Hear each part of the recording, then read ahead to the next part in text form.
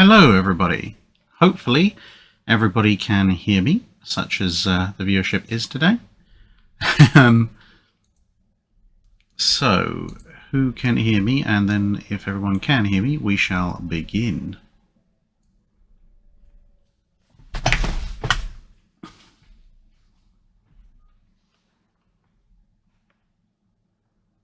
Alright, sound and video good. Excellent. Let's carry on. We have, I think, 16 questions from Drydock episode 253. So you should get a fair number of your own questions in this time. But as always, if you're new, we will be going through the Patreon alternate history questions from Drydock episode 253 first, and then everybody else's. And yeah, I know we're a little bit behind heading over to Australia, and then the preparations for heading over to the States next month have, yeah, they've occupied an awful lot of my time. So, Chazix asks, if instead of Operation Deadlight all U-boats had been sent to scrapyards as sources of funds for the Royal Navy, how would that impact the post-World War II Royal Navy? To be honest, not hugely. The scrap value of ships is pretty awful, and collectively for the Royal Navy's allocation of U-boats, if they'd scrapped them all and got all the money off of them for scrap metal, etc., etc., they maybe would have had enough money additionally there to fund 2 or 3 new submarines, which in the grand scheme of things isn't exactly massive. I mean, yeah, if it wasn't, and also the other fact is that even if they had money to build ships in the immediate aftermath of World War II, the government decided the priority was actually on building merchant ships to replenish Britain's merchant fleet, which in some ways was actually one of the few sensible things politicians ever did, because they reasoned that for the country to get more money, they needed to be able to trade. The more merchant ships they had, the more they could trade. So if they built more merchant ships quicker, then Britain could trade and get back on its feet faster, and then they'd have more money to pay for the Navy, albeit that last part never really panned out. So yeah, unfortunately, as I said, scrap value of ships, not particularly brilliant. If perhaps they'd taken some of the U-boats and then hawked off the more modern ones to trusted allies, they probably would have got considerably more money for it. But even then, maybe would have got a handful of extra destroyers, because you'd still be selling them at a discount, because, well, there were quite a few surplus U-boats at the end of World War II. Christopher Dooley asks, what would Drac do? By the end of World War II, the Royal Navy and US Navy capital ships were flinging much more ordnance onshore targets than they were other warships. How would you design a mid to late war battleship-sized vessel specifically for the role of shore bombardment? Would it look or function all that differently from battleships and battlecruisers that actually existed? Okay, so basically you're asking me to design a battleship-sized monitor, which is effectively what I'd end up doing, because if it's going to be explicitly for shore bombardment, then you've got to factor in that you are probably going to get more than your usual amount of attention from enemy submarines and enemy aircraft, which means torpedoes and bombs. So I would probably, I mean, it depends on who I'm building for, but I would probably, if I'm amalgamating everything, take the Royal Navy's quad 14-inch, because by mid to late war the problems with it have been worked out. But the reason for that is that if I put in, let's say, a couple of quadruple turrets, I can minimize the overall area that's affected by blast effects, but still have, 8 14-inch barrels is going to be more than enough to really mess up people at the other end. And I can then install absolutely god-tier levels of anti-aircraft armament. It'd probably actually be one of the few cases where I'd still want spotting aircraft as well for fall of shot, because radar's pretty bad at spotting fall of shot on land. So at that point, if you took perhaps a American design approach to the actual hull, so you'd have spotting aircraft launching off the very back, then you would cluster multi-tiered 5-inch 38 mounts amidships, with maybe 1 or 2 centerline on pedestals aft. Then you've got your 2 quad 14s forward, and then the intervening space and the top of B turret would be covered in quad 40 mils and the various 20mm Oerlikons. But the other thing you could do is amidships would be to, obviously you've got the American style 2-tier system for your heavy AA, would be to maybe put in some, because you don't need quite as much accommodation, stores, etc. for long distance journeys, because you're basically doing point-to-point shore bombardment. You could build up the superstructure there with a relatively lightweight shell and have additional stacking layers of 20mm and 40mm. So you're essentially creating a mobile AA platform with massive anti-torpedo blisters that just happens to have a couple of quad 14s on the front for blowing up things on land and can launch aircraft off the back. So that would be my approach to mid to late World War II dedicated battleship-sized bombardment vessels. DM Phoenix asks,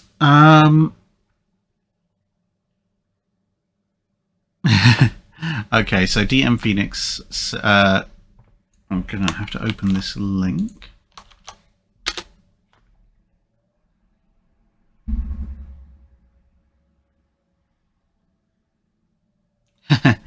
Okay, fair enough. So that it's not really a question, but he has shared a short video clip, which is his, in response to my all-forward hood design, he's made in Ultimate Admiral Dreadnoughts an all-starboard battleship, which has a 44-gun broadside and utilizes massive amounts of torpedoes on the port side as a counterweight to make sure it's balanced. So, yeah. Apparently there's another link. See what this one opens as. Or does it? Spoiler alert.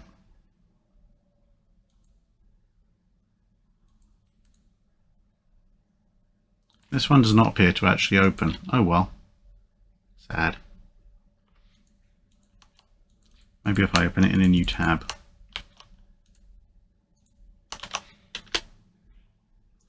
Nope, doesn't open. Well, that's a bit sad. Oh well.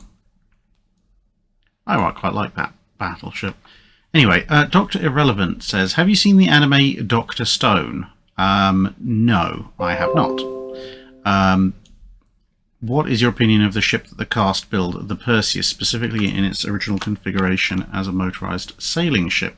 If you haven't seen the anime, here is a link to the wiki entry. Okay, well, let's see if I can...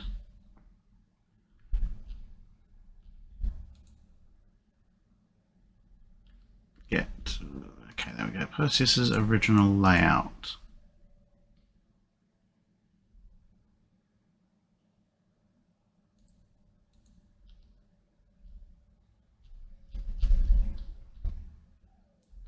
Okay, I think I might be able to download that and show everybody else.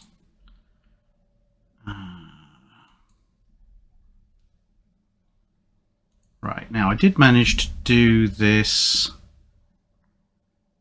before, so let's see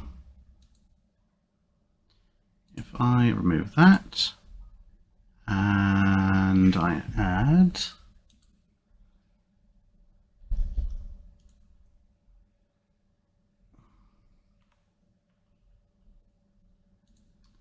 it's not letting me add.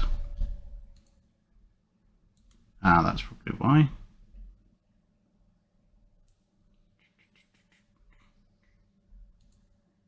If I save that as JPEG.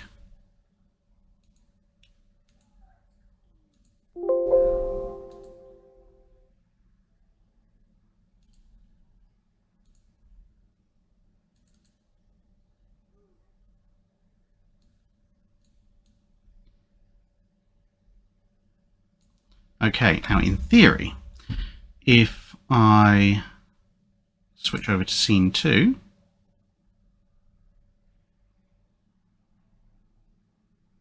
nope, that didn't work.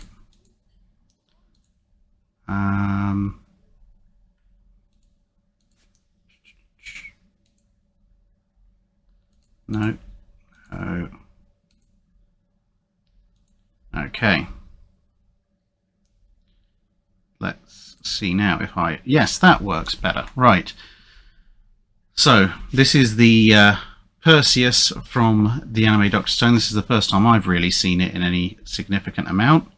And then I'll open the main file on my computer so I can see it a bit more clearly, because I can just see the preview. Okay, so we've got a two-masted ship with a hilarious snappy jaws on the front, 3 decks, very little forecastle, no quarterdeck or poop decks, so it's going to be relatively wet in storms. The funnel is right aft, and oh, they actually have trunking, well that's good, that goes down to the engine room. Presumably this is an amidships, mostly an amidships cross-section, because otherwise there's a storeroom in between the engines and the prop shafts, but it looks like it's a twin screw design. I mean, I guess okay with the trunking at the back, but with the machinery spaces and the trunking all that far back, the thing's going to be incredibly aft heavy. It's going to be moving around like it's a powerboat with its bow up in the air, unless there's something extremely heavy up front. I don't know, maybe that sort of bitey jaws are all made of iron or something. And then what else have we got? We've got apparently an apothecary's cart in the back on a pop-up scissor lift for reasons. A comms room and a little bridge. I mean, the bridge is a pretty good addition, all things told. For some reason, a cage mast up front, that immediately loses points in my opinion. A bunch of 5-layered bunk beds amidships. Okay, fine, I guess. Some very happy sheep and goats, and a little arboretum in the middle, so I suppose that's a thing. What looks like a motor cranking around the mast to crank around the sails. I mean, I guess if you've got motor power. They've actually got the cargo down in the hold, which is good. I mean, it's a bit eclectic. I've got searchlights and radar antenna. It's a bit eclectic, and there's obviously lots of little bits and pieces which are a bit contradictory. And from the overall size of it, it seems it's actually a relatively small ship. But believe it or not, from a perspective of anime ship design, it's not the worst. It's not awful. I would probably say if someone built that, it would probably stay upright. There are ways you could improve it, as I'm sort of centering the engines, etc., for balance, but overall, it's not going to roll over and sink immediately. So, yeah, plus points. It's a vaguely realistic ship, as opposed to some other bits and pieces. But there you go. So that's Doctrine of Relevance question. I kind of vaguely like it. Graham William Kidd asks, a meta question. You are still you, the time and place is here and now. Well, that's good, because I have a lot of experience of being me. You are a top-tier patron of an excellent, amazingly informative and highly entertaining academically credentialed naval historian who also runs a YouTube-based channel. Entirely hypothetical, of course. What question do you ask them for your monthly Patreon question? Okay, yes, very funny. What question would I ask? I mean, normally I hold off asking Dr. Clark questions mainly because I like to be kind. What could I ask? I think my first question would probably be, which naval historians have you met, and which one is your favourite? So in terms of meeting people like Vince O'Hara, John Parshall, Norman Friedman, etc., Steve McLaughlin, etc. That would be my question, because it would be also incredibly funny to watch this hypothetical person squirm and try and work out how to pick a favourite if they can, without subtly implying that they don't like the others quite as much, and then probably watch them melt down and just refuse to answer. Yeah, that will probably be my way of doing things, because I'm mildly evil. Fletcher, Fetchings, Fletcher, Fletching, Fetcher, Fetching, Fletchers, Fletchings asks, What would be the effect on ship design if propellant technology was about 50 years ahead of the historical timeline? How would this affect major late Age of Sail engagements, and would it push back or bring forward the development of ironclads? 50 years. You know, the surprising thing is it wouldn't actually have too much of an effect in most of the Age of Sail. Yes, powder was slightly refined, admittedly, so the guns would get slightly more powerful. But if you take, say, 1860, that's when you transition over to ironclads. But prior to that, you've got the last major Age of Sail engagements, 1855. So go forward to 1905. Okay, that's going to make a difference because at that point you've got cordite and poudre B as the propellants. Then you go back and further to sort of Navarino in 1830. That's therefore 50 years, 1880. Well, at that point you're still talking about black powder. So Trafalgar, Navarino, all the classic Age of Sail stuff. Hello, Non1293. Yeah, all of that stuff is going to be relatively unaffected. They're just going to have slightly more powerful gunpowder. It's only when you hit the 1840s, kind of, so the 1890s, and then in the 1850s to 1900s, relatively speaking, that you're going to have, as I said, gun cotton, and then cordite and poudre B and all sorts of other fun things coming in as your naval propellants. Which at first, the main effect is going to be when people try and stuff those into, 68 pounders and 110 pounders, an awful lot of guns that just exploded extremely violently. And then they're going to have to figure out how they can dial down the boominess of these explosives so that they can actually propel their shells. The bigger problem is then going to become the dawn of the ironclad in the 1860s, if people have figured out how to build some guns that can actually stand up to these newly developed propellants. The shot that they're going to be propelling is going to be considerably more energetic, and thus ironclads are going to need a lot thicker armor to start with. So yeah, it's probably going to mildly accelerate the development of ironclads in as much as you start to get all sorts of weird and wonderful, more powerful propellants, 5-10 years before the ironclads historically started to be put together. But then the ironclads themselves are going to resemble something completely different, because you're going to have to launch straight in with things like 10 to 12 inch thick armor, so effectively pushing ironclads, roughly speaking, 10 to 12 years in the future. So relative to what they would have been in 1860. But fortunately for most of us, pretty much everything except for the Crimean War is relatively unaffected. Rodney McCoy asks, it's 1866. The United States has decided it wants to fund and build a true blue water navy. You are appointed as Secretary of the Navy and charged with this task. Given the maritime situation with other navies around the world at this time, what strategy would you pursue? What type of ships would you build? And how many would you think is necessary to accomplish your stated goals? Well, if my stated goals are a true blue water navy, no one said how big this needs to be. So I can build a small but relatively elite force of extremely well-designed ships. What I would do in 1866, okay, my first strategy obviously would be windfall of scrapping loads and loads of American Civil War era stuff that is pretty much useless as a blue water force. Then I would probably spend the first, let's say, 4 to 5 years, so up to maybe 1870, ordering the construction of, the dream ships that every shipyard wants to build, that not with an unlimited budget, but with a relatively generous check being cut. So approach various shipyards in Britain, in France, and other places where they're building ironclads and go, okay, Vickers, Forges Chantier, etc.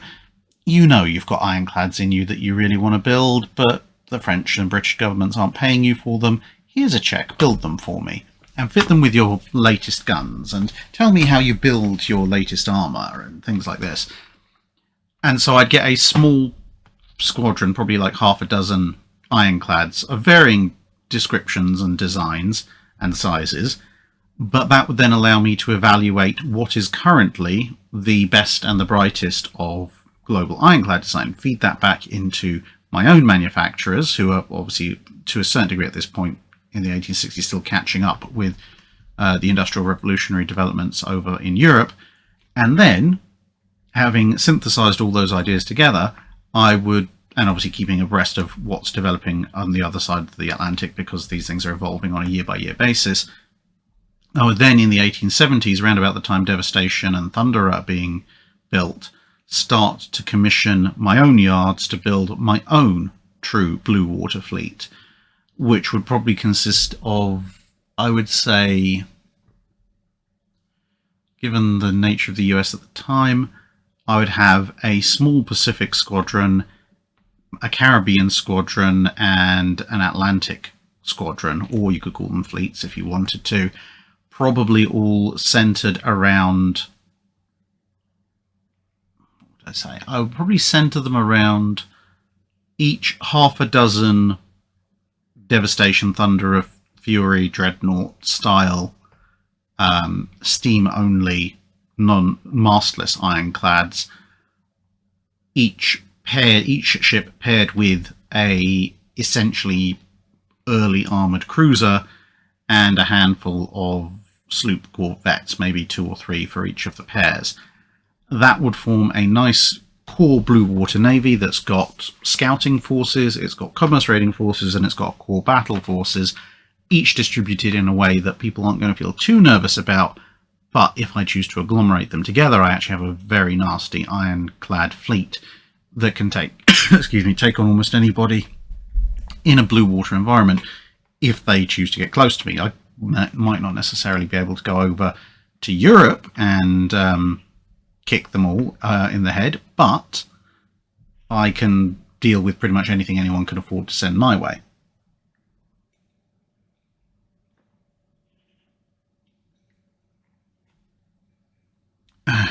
So that would be my balance, and 3 or 4 ship classes is more than enough for this kind of thing, because it also then means that when it comes time to replacing them, you can just order job lots to replace a type, so you don't have to worry. I mean, yes, there's a small issue with block obsolescence, which is why you don't build too many ships, but you can turn around, Devastation and Thunderer type vessels are going to be current for about a decade, and then towards the end of the 1870s you can go, right, what are we going to build to replace them?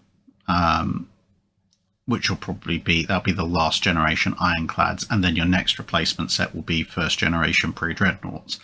And you can just go, right, this is what we're replacing all of this type of ship with, everybody go.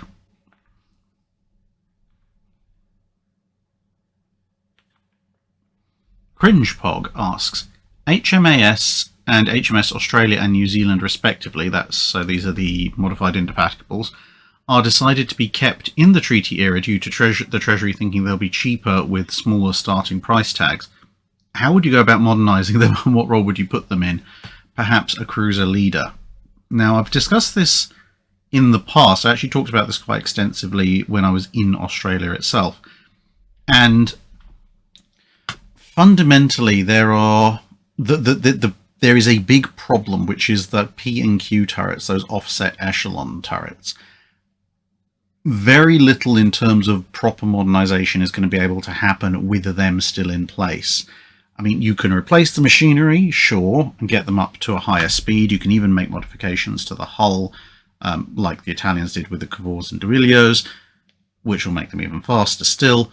But as long as a huge amount of your amidship section is essentially off limits because of the blast effects of those 2 offset gun turrets, you're never going to get a particularly brilliant anti-aircraft battery, which is going to be a big problem further down the line. So my suggestions in that respect have generally fallen into one of 2 categories. One or 2 categories. You could either, and because bearing in mind you really want at least 6 guns, you could either remove P and Q turrets altogether, and I mean, this is all going to be very expensive, but you asked, so here we go. Remove P and Q turrets altogether, and then take down the aft superstructure, because I hate the look of that thing anyway, move the aft superstructure slightly forward whilst you're replacing all the machinery with modern machinery, and then in the space where the aft superstructure was, you reinstall one of the turrets, so you have it super firing over the aftmost turret. You now have 6 guns, albeit in a 1 turret forward, 2 twin aft configuration. It's not massively elegant, but it's vaguely plausible within the design of the ships. And you've cleared a massive amount of deck space amidships where you can stick anti-aircraft guns. I personally would probably extend the forward superstructure running aft in a kind of amidships corridor box situation. Put some twin 4-inch on either side, so that's your secondary battery and your dual-purpose anti-aircraft battery. And then on top of said box, you could either, if it's the early 1930s, put an aircraft catapult, or in my personal preference, using the height and the fact you can swing out on either side, you could put some medium anti-aircraft guns. So this being the Royal Australian and Royal New Zealand forces, maybe quad or octuple pom-poms. And then obviously you stick some pom-poms on the forward superstructure, some on the aft superstructure. So you've now got high-level medium anti-aircraft guns, you've got a decent secondary battery on either side, and you've got a good anti-cruiser battery in the form of 6 12-inch guns.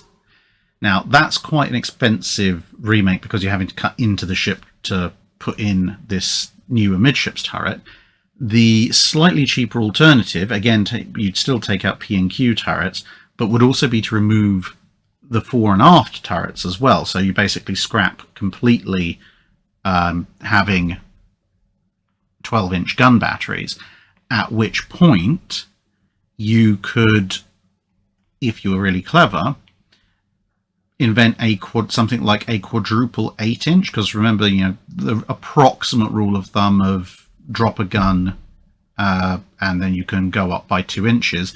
Well, if you go down 4 inches from 12-inch to 8-inch, theoretically you can add 2 guns, so you might be able to fit a pair of quadruple 8-inch, 1 fore and 1 aft. Now that gives you the firepower of your average heavy cruiser, 8-inch guns, but massively lightens the ship. Combine that with maybe a little bow extension and a ton of modernized machinery, you could probably get these ships up to well past 30 knots. So you've got something that can hunt down almost all heavy cruisers. It's got the firepower of a heavy cruiser, but it's got the armor, and I'd probably uprate the armor as well at this point, that's more than enough to resist heavy cruiser gunfire.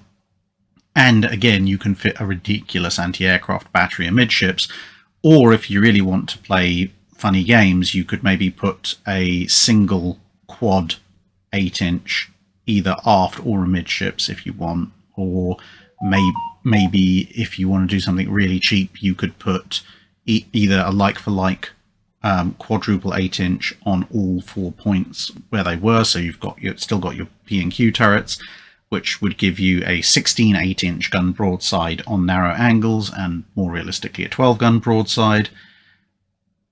It would be expensive, but it wouldn't be quite as expensive as my version 1 option. But essentially what you're doing is overwhelming enemy heavy cruisers with the fact that you can outrun them, you're protected against their firepower, and you either have the same firepower as them, except, as I said, the protection, or you have significantly more firepower than them. So, yeah, as 96831 points out, realistically they're going to be replaced with county-class cruisers, but, Cringe Pog asked, what would I do to modernise the existing battle cruisers? The fundamental problem with modernising Australia and New Zealand is that P&Q turret. Anything else, like if they'd been replaced with, say, Princess Royal and Tiger, is a much, much, much, much easier prospect because all of those have amidships only turrets on the centre line. Well, not amidships, but on the centre line.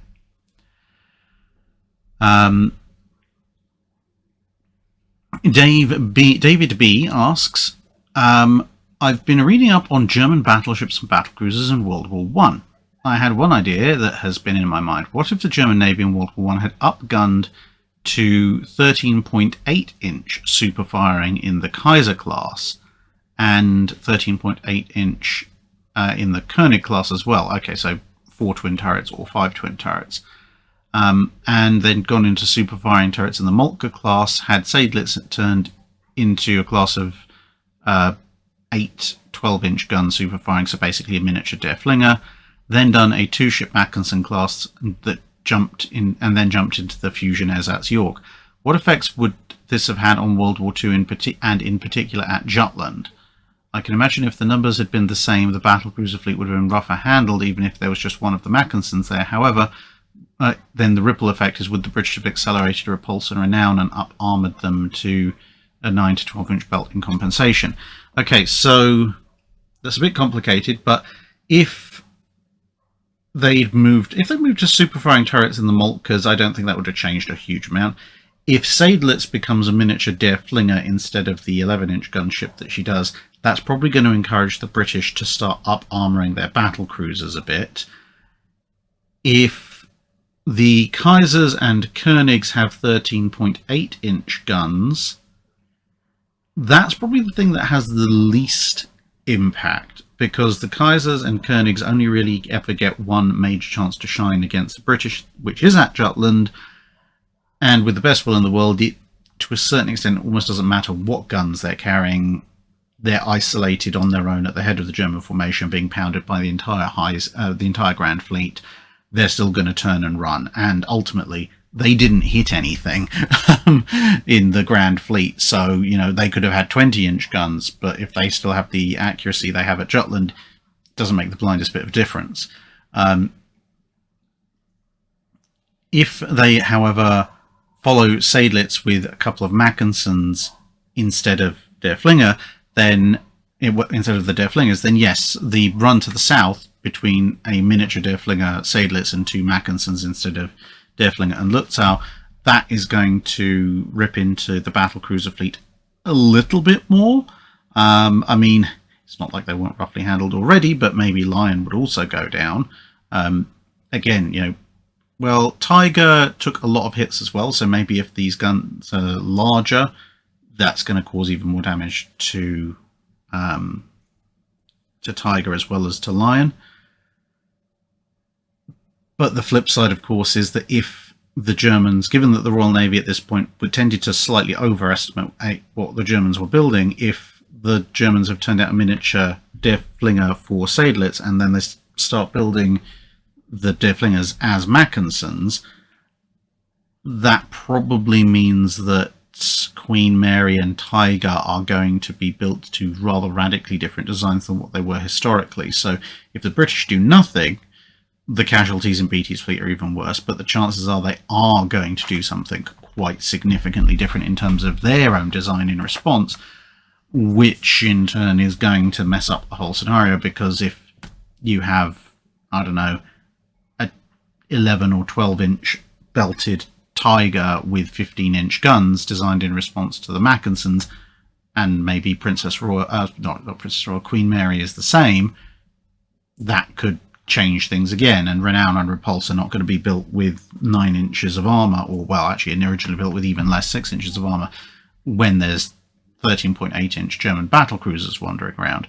So I think that the main ripple effect is it's going to go off into unknown territory, because it's going to force the British into building substantially more powerfully protected and possibly more heavily armed battlecruisers themselves, which is actually going to create something of a generational divide, because at that point you're going to have the Eyes, if you want to call them, the Invincibles and the Indefatigables, along with Von der Tann and the Moltkes as kind of first-generation battlecruisers. You'd have Seydlitz as her mini Der Flinger, and then Lion and Princess Royal as kind of an intermediate. And then at the upper end you'd have, you know, Queen Mary and Tiger and the alternate Der Flinger and alternate Lutzow as ships that are both they're faster, they're more heavily armed, and they're more heavily armoured than all previous battle cruisers, and significantly superior to them, which is probably going to set off a little battle cruiser building arms race, and then Renown and Repulse are going to be in that same point. And as Vicky's pointing out, at that point they've effectively invented the fast battleship a little bit ahead of time.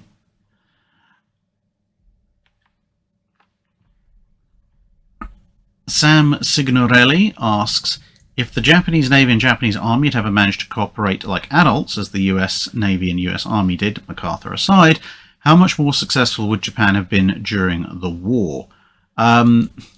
If the Japanese Navy and Army had actually managed to cooperate like adults, there probably wouldn't even have been a Japanese involvement in World War II, because remember, the Navy and the Army had very different ideas for what Japan was going to be.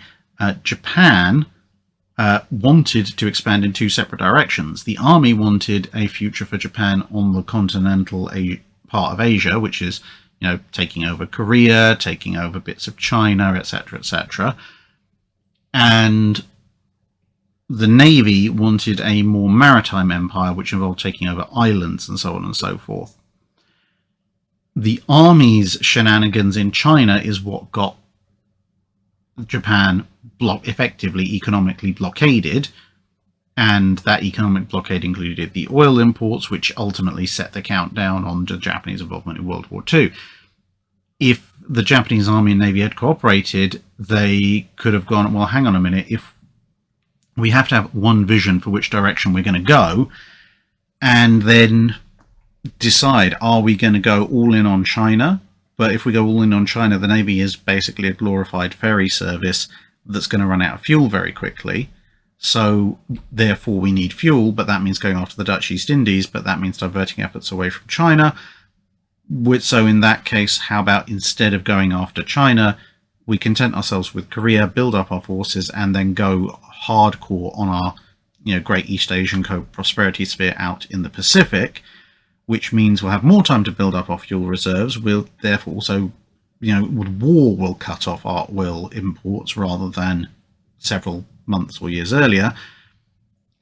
And with the Army in full cooperation, we can put a lot more troops into this expansion. So you can, to a certain extent, as long as the transport ships are around, while everyone's torpedoes aren't working except for the Dutch, flood the area with Japanese Army regiments. And if you've not got millions of men fighting off in China, you can devote considerably larger numbers of troops to taking significantly more of the Western Pacific than you did historically, and you'll have significantly more troops there to also hold it.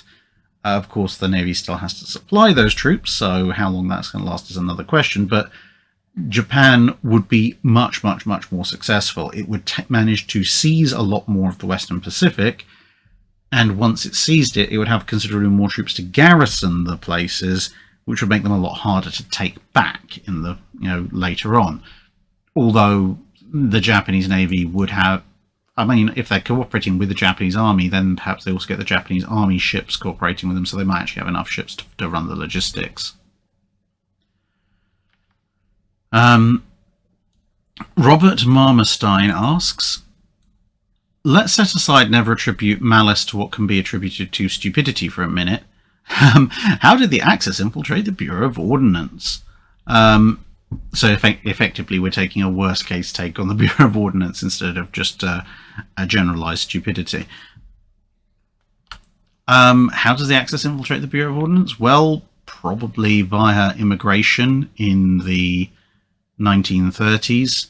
It would be relatively, if you're going to be really like Machiavellian about this, you could posit a scenario where the somewhat more competent Axis intelligence agencies than historical decide to take a bunch of guys who have some training in ordnance and naval architecture and get them to pretend that they are being persecuted by the Third Reich and by Mussolini.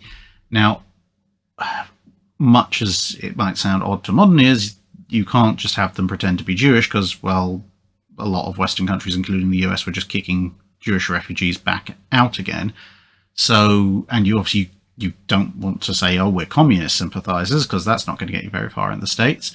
So you'd have to have maybe one of the mildly right-wing political parties that Hitler banned anyway, and just say, oh yeah, we're being politically persecuted or something like that.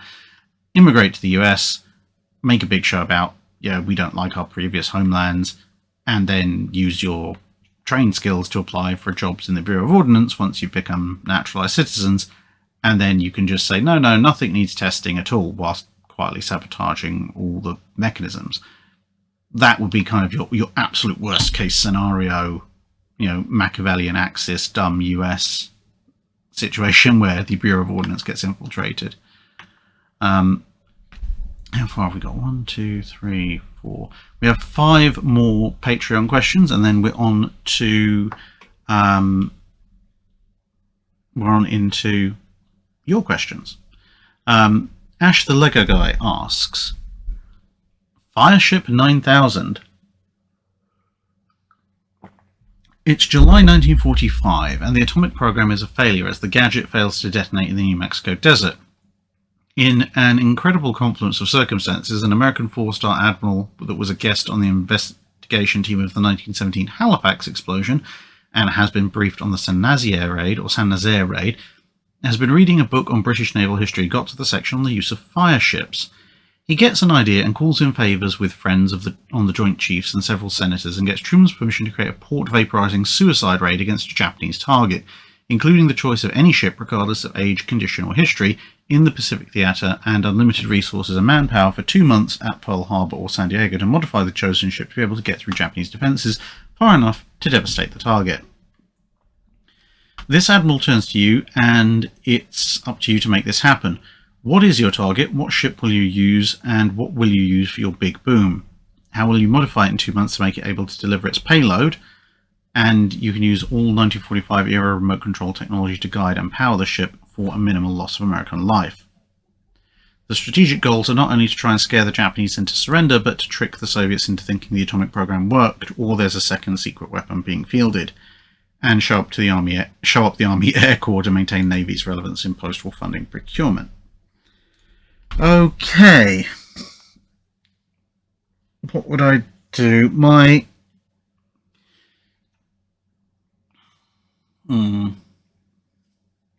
Well, the thing is, by 1945, the good news is the Japanese Navy is not really in any way, shape or form able to stop me.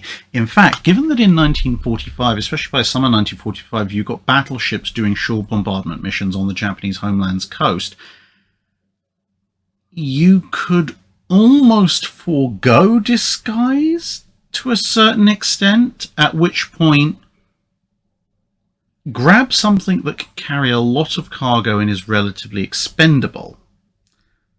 So let's say a Liberty ship or a Victory ship, because those things have some really, really, really, really big cargo holds. Now, you could paint it up and maybe make some superstructure alterations so it looks vaguely like one of the few remaining surviving Japanese freighters. Stick a big rising sun flag on it, etc.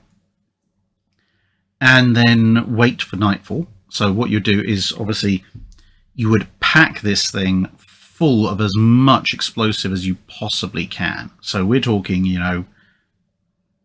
thousands upon thousands of tons of explosive. And not just in the cargo holds, the crew compartments, basically anywhere you can fit explosives, in barrels on decks, whatever. Overload this ship as much as you can, whilst remaining, vaguely upright. Then have it stage out. Then it would go out with the fleet, obviously flying a friendly flag, and then conduct one of your shore bombardment missions against the Japanese homeland close to one of the major ports. Except that when your fleet withdraws at night time, your ship, just in case it's vaguely discovered, gets to hoist the rising sun flag. You'd have dampeners on the funnels to reduce any sparks, etc. for funnel smoke, and then you just drive this thing full speed, absolute lights out, etc., into your target harbour of choice, and you probably scatter a ton of remote control detonators on it. I wouldn't bother trying to remote control the thing to be honest. What I would probably do is have a submarine tail the thing, and then once you are kind of locked in on your final course, you drop a boat, maybe adapt it so it's carrying a PT boat. The minimal crew on board who've been guiding up to this point lock in the rudder, jump in the PT boat, lower it over the side, PT boat motors directly in the opposite direction to the waiting submarine, and put some really sensitive contact explosives on deck as well. And then when this PT boat gets to the submarine takes the men on board, scuttle the PT boat, submarine goes down to periscope depth. Hopefully by this point the ship is miles and miles away, and then via an antenna attached to the periscope, the submarine transmits the detonator signal. That's why you have multiple radio controlled detonators on the ship. If that doesn't work, you've got a deck gun, and if that doesn't work, you can call in an aircraft that's got a transmitter and fly over the thing, transmitting the detonation signals, or just, absolute worst case scenario, a pilot you don't particularly like or has volunteered for the mission can strafe it. This is why you put things like mercury fulminate on the deck, because any contact at that point sets the thing up. And then, you'd have like a 7 to 10 kiloton conventional bomb going off in the harbour. And hopefully the submarine, being underwater and a fair distance back, will survive. Someone in the comments saying, what about an explosive laden sub? Well, that's all well and good. The only problem with the explosive laden sub is it's not going to be anywhere near as big a boom. Whereas a Liberty ship, that's going to be a boom. Art Brogan asks, do a collaboration with Chieftain about a North African campaign absent a Greek invasion. Absent the Greece invasion. I can ask Chieftain. There's a couple of things I want to ask Chieftain about for potential collaboration, so I'll add that to the list. See what he says.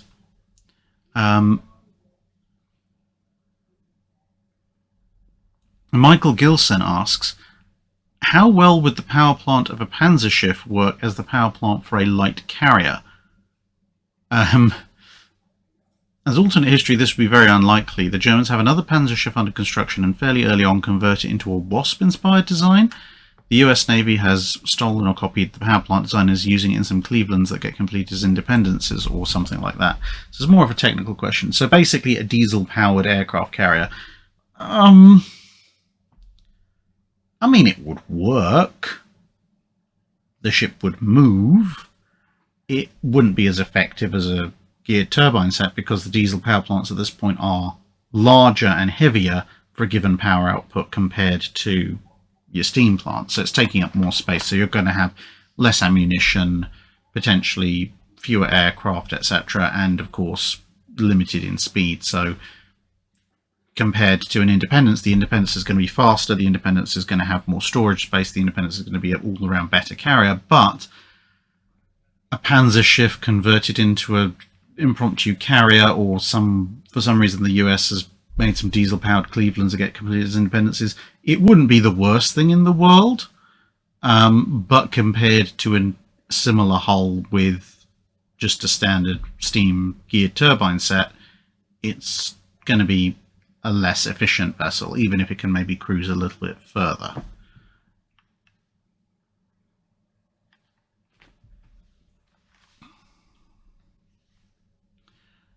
Patrick Donnelly asks, and then this is the penultimate question of 253 before we move into everybody on the in the regular chat. And someone sent me a super chat. Super chat. Patrick Donnelly asks, at some point in 1943 or 44, Admiral King wants the US Navy to have its own go at sinking Tirpitz. What forces would he have available, and what's the best strategy for them? In theory, in 43-44, you could use the excuse of a shakedown cruise for whichever Essex class is the one that's just been completed and commissioned at the relevant point in time, or multiple because they're building quite a few. So yeah, maybe you collect 2 or 3 Essex class and just say, look, we're going to do our shakedown operational training cruise, but instead of just doing that off the US East Coast or whatever, we're going to load them up with strike aircraft, head across the Atlantic, have a go at Tirpitz, and then come back. In and out, nice 20-minute adventure. What would be the best strategy? So you're going to have plenty of Hellcats, so you can fight the German fighters, but I wouldn't necessarily take too many Avengers because Tirpitz has torpedo nets. So at that point you would take, depending on the exact time period, Dauntlesses or Helldivers in very large amounts. Obviously you can load them up with some quite nice dive bombs. The main problem is going to be, once you've dealt with the German fighters via your Hellcats, your main problem is going to be the smoke generators. So perhaps what I would do as the American commander would be to, if I have, say, 3 Essexes, I would send off the first Essex's strike package, which would be a mixture of dive bombers, maybe throw in a few Avengers with regular bombs for fun, plus fighters. Those would then engage with Tirpitz and try and do so on a day that's got a relative amount of wind. The Germans will see that coming. They'll trigger their smoke generators. The smoke will probably cover Tirpitz. You'll try and get there as fast as possible. Try and bomb it with as many bombs as possible. But probably not going to do a huge amount of damage. The key point here is to basically trigger the Germans into activating their defences. Once you've fought off their fighters and those fighters have to go home, and they've switched off the smoke generators because they think the attack is over, then you have another force, and this force would be the other 2 Essex's strike packages, and they would be heading in at a very low altitude to try and sneak under the German radar for as long as possible. You'd have 1 or 2 fighters perhaps that went out with fuel tanks, or maybe an Avenger or 2 circling nearby, and they would be spotting to see basically when the wind has blown away the smoke from the smoke generators, and then they would signal to this other 2 carrier strike package and say, right, smoke generators are off, you're nice and close, climb like your life depends on it and get over here ASAP. And then the next thing the Germans know is there's 150 more aircraft suddenly shown up out of nowhere.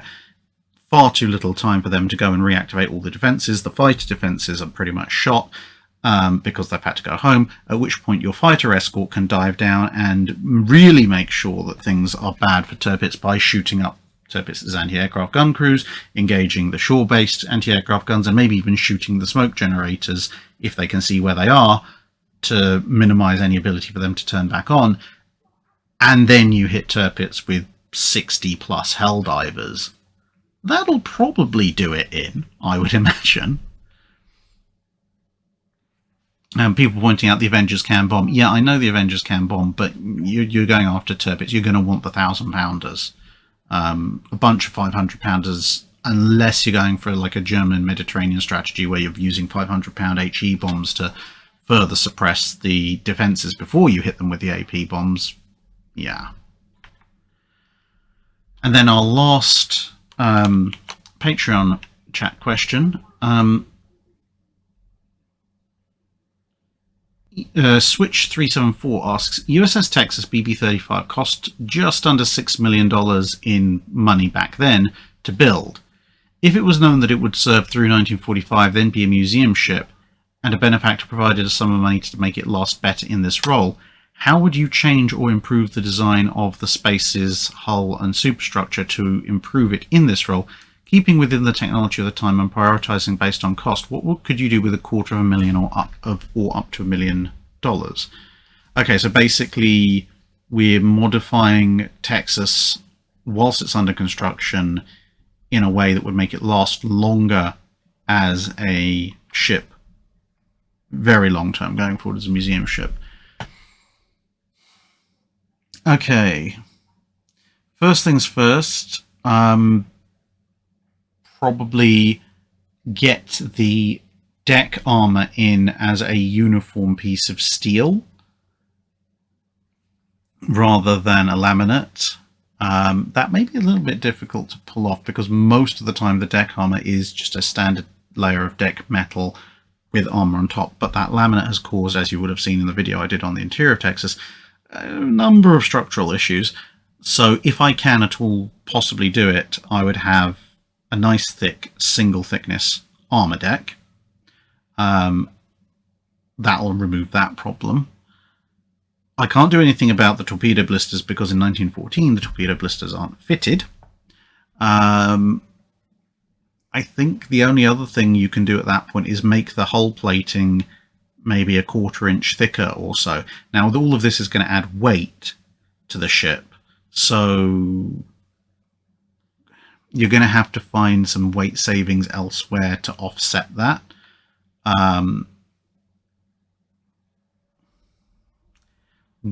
How you would do that is another question.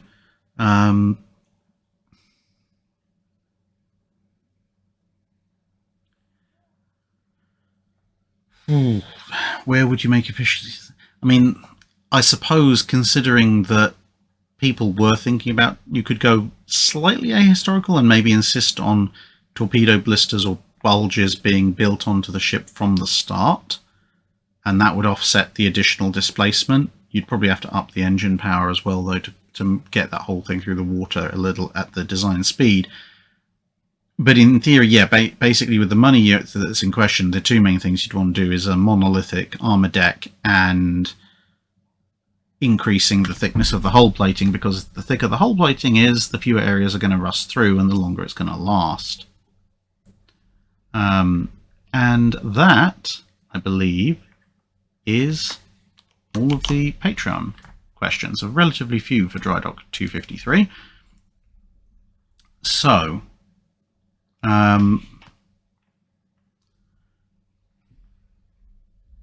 that's now time to catch various things. Okay, right. So quickly catching, I think there's 3 super chats. Galdir Ionai asks, you talk a lot about other historians' books. Yep. When are you going to write your own? I am doing so now. No spoilers yet, but certainly by this time next year, and probably a lot sooner, you hopefully, if you want, will have your first book written by a Drac in your hands. Ramalso, we've just got on to general chat questions. The Legacy asks, if modern drones and gunnery computers were available in World War II but missiles were not, how would the war play out? I mean, short version, I mean, modern gunnery computers probably surprisingly aren't going to add too much to World War II, except for the fact that you could, well, the main difference is going to be you can fit very accurate fire control to small vessels. So the big ships like the Iowas, the battleships, etc., their fire control computers, the electromechanical ones they have, are pretty much about as good as you're going to get. I mean, if you ask Ryan on Battleship New Jersey, in the 80s when the Iowas were being recommissioned, they put what obviously were in the 1980s state-of-the-art computer fire control systems, and they found that whilst they were a little bit bigger, the 1940s electromechanical systems gave just as good data, because the calculations themselves, and once you've solved the issue of calculating them with these systems, that's not the difficult part. The difficult part is the actual accurate data to feed into them. So modern gunnery computers not going to massively increase the fidelity of battleship gunnery without, radar and so forth being giving their input. But what they would do is, because they're very small, whereas cruisers tend to get cut down, quite a lot of the time got cut down versions of fire control computers, and destroyers definitely did, if at all. Instead, your destroyers, your cruisers, and potentially even your individual heavy anti-aircraft guns can all have their own dedicated gunnery computers, which overall increases the effectiveness of your fleet. Modern drones, it depends on what sort of scale you're talking about. If you're talking about, I suppose, something like a Predator, a long-range unmanned recon vehicle with a really, really good camera system, you've basically got the ultimate aerial spotting device.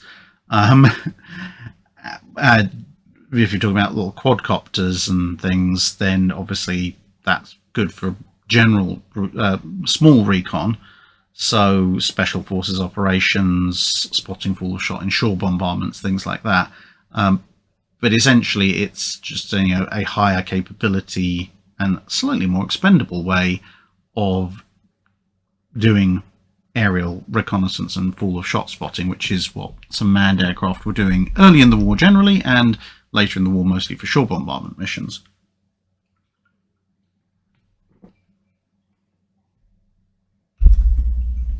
Also, the long endurance time of the larger modern drones would perhaps allow things like commerce raiders to just have, which obviously normally carry multiple aircraft, maybe to have constantly have one or two orbiting in potential combat zones, which will increase their ability to find targets.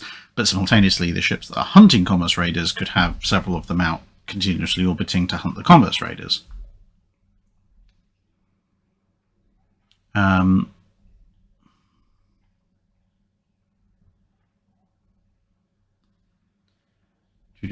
Michael Pietkowski says B-29 is using toolboy bombs. Yeah, but that's not under Admiral King's... I mean, they would do it, sure, but that's not under Admiral King's authority. That's US Air Force stuff.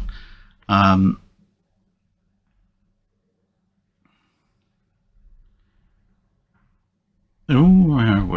going on? Anna Markey pointing out, yeah, the only unit able to respond, this is for the Tirpitz question, is one group of Jagdgeschwader 5.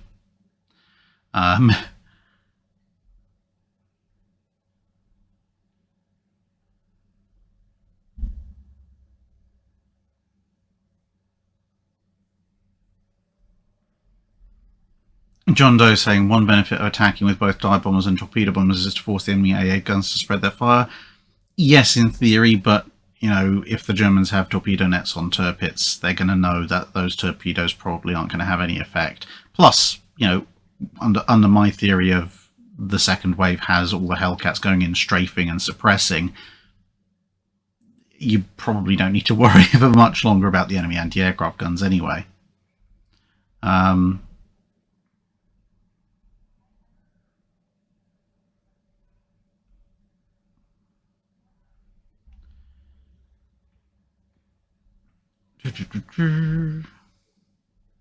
Rebel Skverl asks, thank you for answering my Drydock question about World War II convoy formations and tactics. You're welcome. What sources can you recommend that look at individual convoy battles and their impact during the war? Individual convoys. Where's it gone? There's a book somebody sent me recently. Ah, there it is.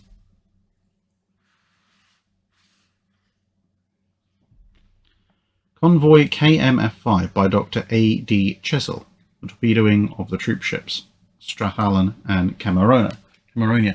That's obviously good for that particular convoy. If you want to look at individual convoy battles, I mean, my default would be to suggest Kew National Archives the various convoy commander reports on those individual battles and the Royal Navy post-battle analysis, particularly by Western Approaches Command. There are quite a number of good resources on the Battle of the Atlantic generally, but if you want to look at extremely in-depth discussion of specific convoy battles, you'd have to be looking for books on those specific convoy battles, at which point I think Discord or email, and I can give you some to look at. But yeah, otherwise I'm going to be poking around in various odd places of the library for 5 to 10 minutes, and obviously I don't have every single book that's written about every single convoy battle, unfortunately. Knight 6831, would it be correct that if HMS Dreadnought gets 14-inch guns, would that not affect what the Congo and Almirante Litores get? If Dreadnought gets 14-inch guns, it's going to affect what everybody's doing, because that means Dreadnought is not only all big gun, but also stepping up a section in caliber. So yes, in theory, it would affect what the Congos and Almirante Litores get, but more in the sense of by the time you get to that stage of Dreadnought construction, everyone's going to be wanting 15 or 16-inch guns. Unless there's some very, very good reason why no one's invented bigger than a 14-inch gun in the space of 4 to 5 years. But they almost certainly would have done, because, I mean, we've changed things enough already that Dreadnought has 14-inch guns several years ahead of when 14-inch guns became viable.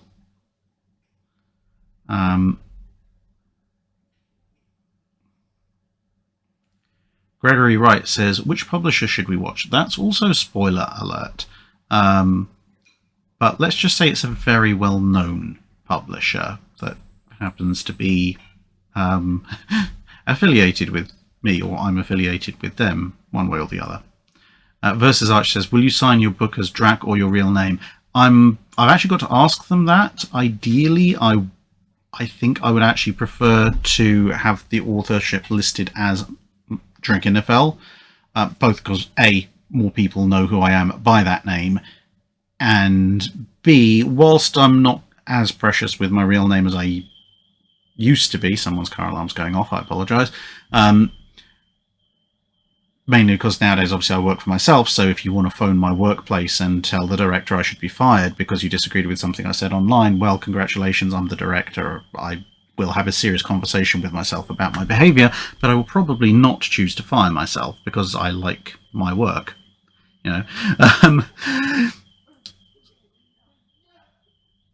So yeah, probably still sign it as Drac if they'll let me. But if not, then, well, then you get to find out my real name. Good luck with that.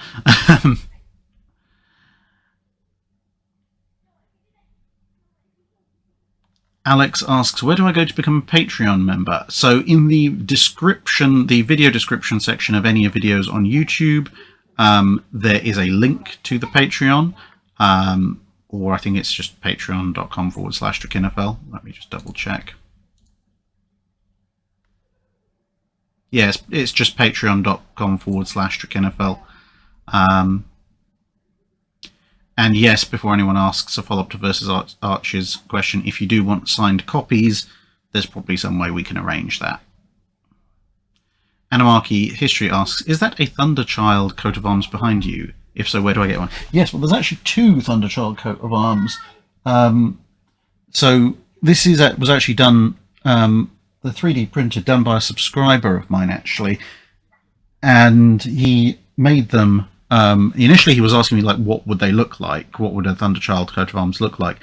And then he actually made and sent me some copies. So this one is the one, because basically ships' coats of arms, they're a little bit, they're just about coming in. They are appropriate for that period, but they're, as a formal thing, only just about starting to come in, as opposed to being on a few scattered ships.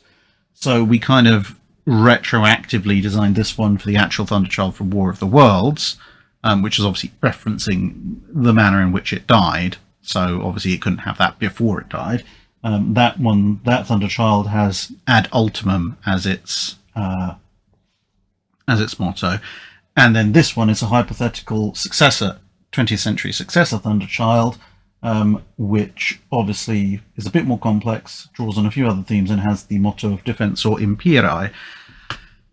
If you want one, if you drop me an email, I'll try and put you in contact with the guy who actually made these, and I'm sure he will be happy to sort something out for you.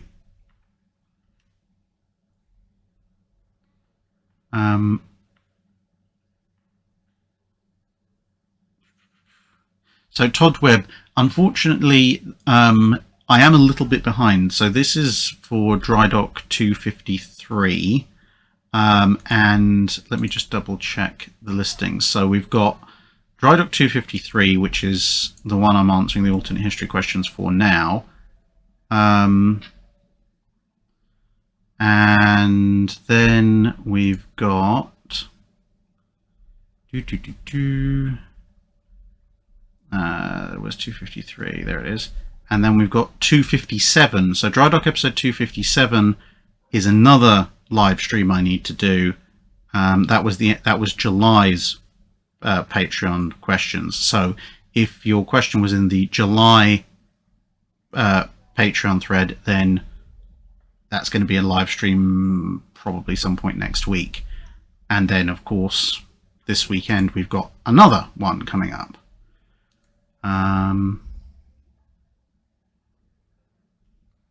Flip's sake. If you will excuse me briefly.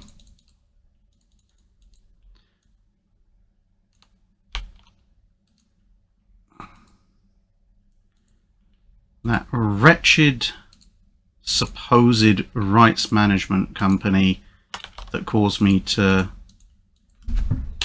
stop using the old theme music has now tried, and they've now, I guess maybe they've got annoyed with me not using it in new videos. They have now decided to put a copyright strike on an old video, a very old video. In fact, my Emperor class Warhammer 40k guide, which was an April Fool's video from several years ago. Despite the fact that they were explicitly told by the artist I have permission to use this song and not to do that. Well, I've submitted a dispute. Let's see what happens with that.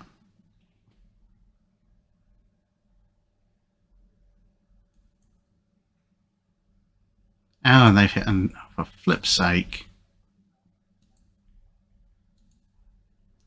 they've hit another one, the Western Approaches Command one.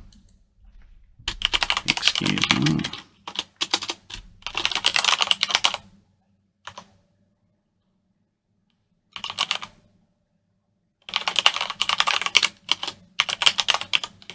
These people really are stupid. They've explicitly been told repeatedly by the artist and myself that I am allowed to use this song.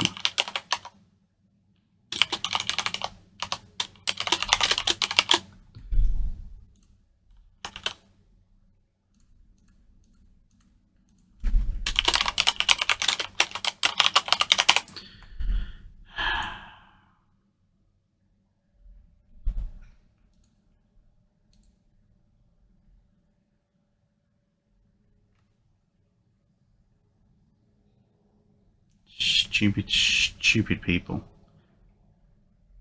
I mean, they can't even have their little bot crawler just go, okay, this channel is authorized, we'll ignore future uploads. You know, like every other decent rights management company out there. Well, if there are any decent rights management companies out there. Anyway, back to more cheerful things. Everything jumped. Right, so we were at Animarchy asking about the Thunderchild coat of arms. And I was talking to Todd Webb about the about where his alt history question will be. So basically, I'm currently, once this stream is done, I'm 1 month in arrears, and by this weekend I'll be 2 months in arrears. Vicky asks, the most lethal counter to Japanese battle cruisers on Friday the 13th, an Alaska, one of the All the Guns cruisers from January's live stream, or a 9,000 ton 30 knot anti-aircraft cruiser with 10 quad 5-inch 38s. I think probably one of the All the Gun cruisers from January's live stream. The Alaskas would be extremely deadly, but their rate of fire would be comparatively slower compared to the All the Guns cruiser. And the 5-inch 38 doesn't have enough armor-piercing capability. It'll mess up the upper works of a battle cruiser, but it's unlikely to sink it, whereas the All the Guns cruiser from January's livestream has the rate of fire and the armor-piercing capability at close range to absolutely shred a Congo. Animals 16365, could we get a dry dock in which you do nothing but rant on stupid stuff, like naval stuff? Ships, captains, governments, and so forth. We could do at some point, maybe, if I've got the time and my blood pressure can stand it. Kim Rowdenbush, did any Navy consider subcaliber or sabot shells? Yes, but not in the time period the channel covers. There were some experiments with sabot type shells during the Cold War.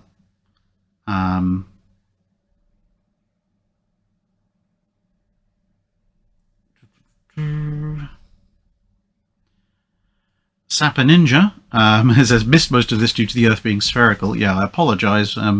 At some point I am going to have to try and do a live stream that is better for the Antipodean viewers. The problem is that means either doing one early in the morning UK time so that you guys get it in the evening, if you're in Australia or New Zealand and other areas in that time zone, or I'd have to do one really late at night UK time so that you get it in the morning. Anyway, Sapper Ninja says, regarding the ongoing debate as to whether the Scharnhorst were battleships or battlecruisers, I want to put forward that they were German, and therefore they were heavy frigates. Okay. I mean, it makes as much sense as anything else, and will probably enrage just as much people as anyone who comes down definitively on one side or the other with the Scharnhorst debate. Just add a third side. Heavy attack frigate. Oh dear. I mean, I know sometimes I sound like I'm just wailing on the Germans a lot, but I'm not actually, wailing on the Germans per se, perhaps on the Third Reich ship designers who came up with some of the most inefficient ship designs known to mankind. The Kaiserliche Marine's ship designers were generally pretty on the ball quite a lot of the time, and as you know, I really like the Scharnhorsts, but yeah, sometimes the Wereboos do not do themselves many favours. It's mostly a counter-reaction to that, I guess.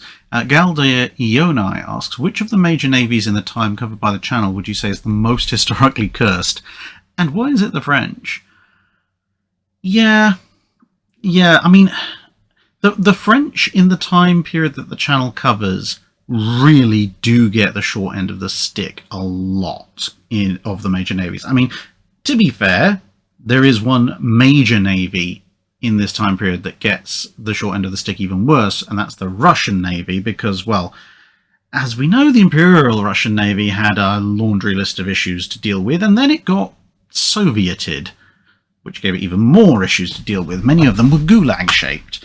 So, yeah, the Russian Navy very much is a case of how are the mighty fallen, but in sort of a couple of fairly big steps, whereas the French just keep getting beaten down time and time again. And I think the thing that makes the French all the more tragic is that they did know how to do stuff pretty well a lot of the time. Okay, the pre-Dreadnought period maybe not so much, but when you look at the Age of Sail, they're capable of building some really big, impressive ships of the line. And then along comes the revolutionary period, and then, it doesn't really matter how good your ships are if you've just butchered most of your officer corps. Your ships are now hilariously inexperienced, and a lot of people being promoted based on their political ideology rather than on their competence. So you've got all these wonderful French ships and a handful of actually competent French officers, like Rear Admiral Magon, who are now having to deal with a bunch of people who've either been over-promoted beyond their skill set, like Villeneuve, or who just should have never been given command of anything bigger than a rowboat in the first place, which completely ruins the French chances, whereas on paper, in theory, the French Navy should have been a lot closer of a match for the Royal Navy. And then you get the Age of Steam coming up, where the French are actually advancing ahead of the Royal Navy with ships like the Napoleon. And then the Royal Navy just leverages Britain's massive industrial power to just flat out outbuild the French. And then the French innovate with ironclads. And then the British just leverage their industrial power to massively outbuild the French in that as well. And then the French Navy doesn't plan to fight Prussia, because who would, except then the Franco-Prussian War comes along, and that cripples French naval funding for a good couple of decades, which means they pretty much lose the idea about how to build a battleship that doesn't immediately want you to rip your own eyes out. And they try and make a comeback with their pre-dreadnoughts. The first half of that doesn't go particularly well. The second half, they're beginning to crack this idea of a decent pre-dreadnought within the now budgetary and building constraints that are left over by several lost decades, just in time for dreadnoughts to come along and completely obviate all the progress they've made in that field. And then they have a massive land water fight, so their potential comeback on the dreadnought era is stymied. Then they have no money in the interwar period, and then towards the latter part of the interwar period, it looks like everything's coming up tricolor for once. They've built some pretty nice sort of high-end battlecruiser, low-end battleships with Dunkirk and Strasbourg. They built some really nice treaty battleships with Richelieu and Chambord. Admittedly, they're not going to ever be on the top tier of navies like Japan, the UK and the US at this stage. But, they're coming up with some really innovative stuff, and then the Germans come and take over most of their country. And then Vichy takes over the rest. So, yeah, every time it looks like the French might just about be getting back up on their feet, some external circumstance comes along and smacks the French Navy back down again, which is really sad, I think, because, as I've said before, the glory that would have been a Richelieu riding in with Prince of Wales instead of Hood to fight Bismarck, I'd really have loved to see that. Hello, Dr. Clark.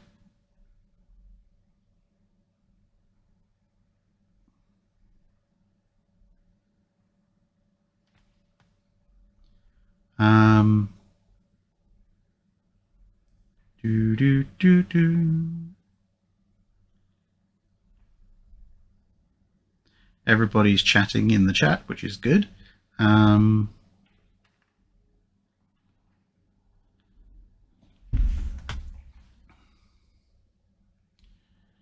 Strix Aluko, what's the maximum size of cargo submarines that could be built in World War I and World War II, and would some nations profit from building a large fleet of them?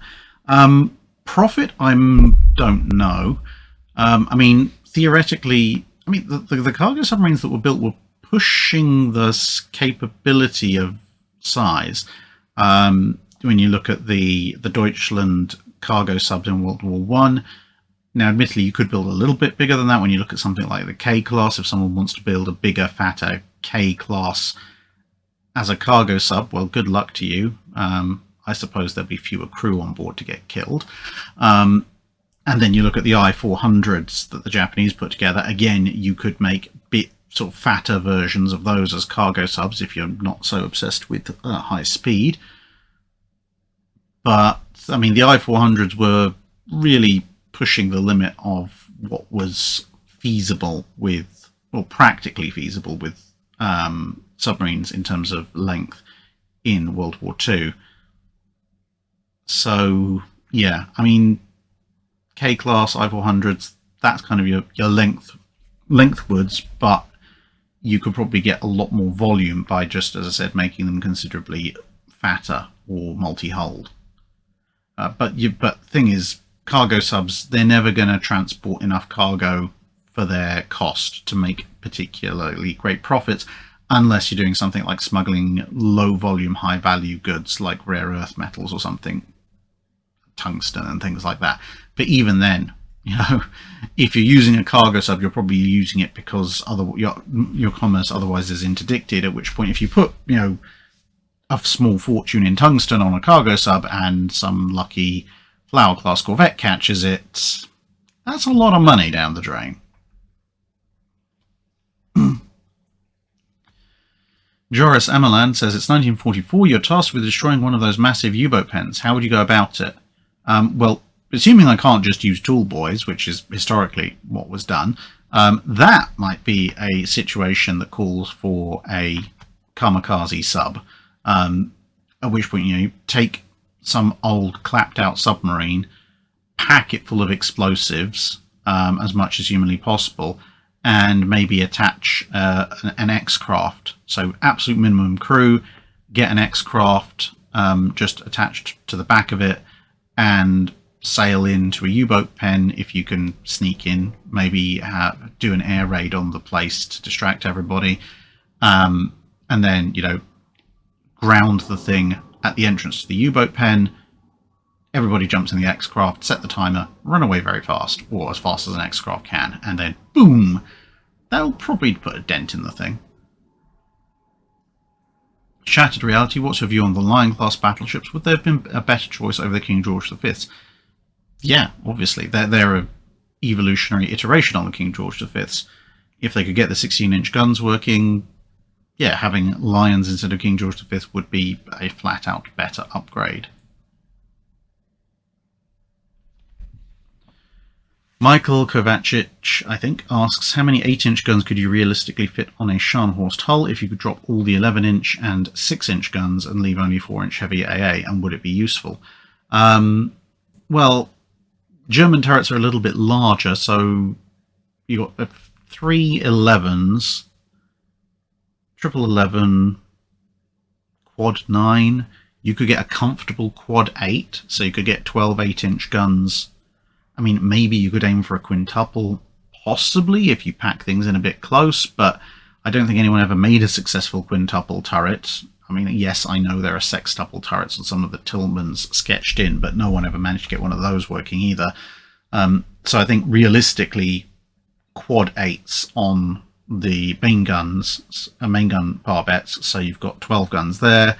If you take off the 8-inch guns, you really don't want to be going into side-mounted 8-inch like your previous Scharnhorsts, so I'd probably leave it there. I mean, in theory, you might be able to fit maybe a couple of 8-inch on the side, but I really, really, really wouldn't want to.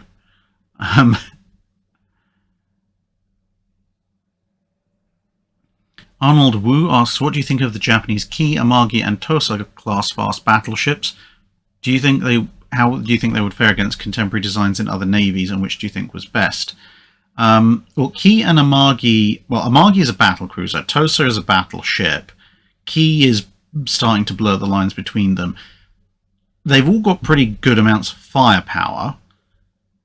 My main consideration when it comes to the Japanese 1920s attempts to blend and create the fast battleship is that due to some of the technological limitations of the time and the fact they were going for very high speed, they did tend to skimp a little bit on the armour. Not as badly as the Lexingtons, but when you're talking about ships running around with 16-inch guns, the level of armour present on any of them isn't great. You know, if you go up against a Lexington, okay, fine, the Lexington has less armour, but at that point you're both kind of mostly glass cannons. But then you go up against something like a G3 has the armor to resist your shells in reasonable battle ranges. You don't. So, and then, you know, factor that up if you go up against something like a 1920 South Dakota or an N3, they definitely can smash you, and, well, they've got the armor to resist quite a lot of what you can throw at them. So, yeah. Of those designs, the Tosa is the better protected of them, but given that it's not particularly brilliantly protected, I'd probably say actually overall the Amagi is probably the best because it's the fastest, you know, given that protection is a little bit of a wash against contemporary firepower, albeit that the Tosa would have some protection against older battleships with smaller guns. But the fact the Amagi can engage and disengage at will probably makes it the best if you had to build them all.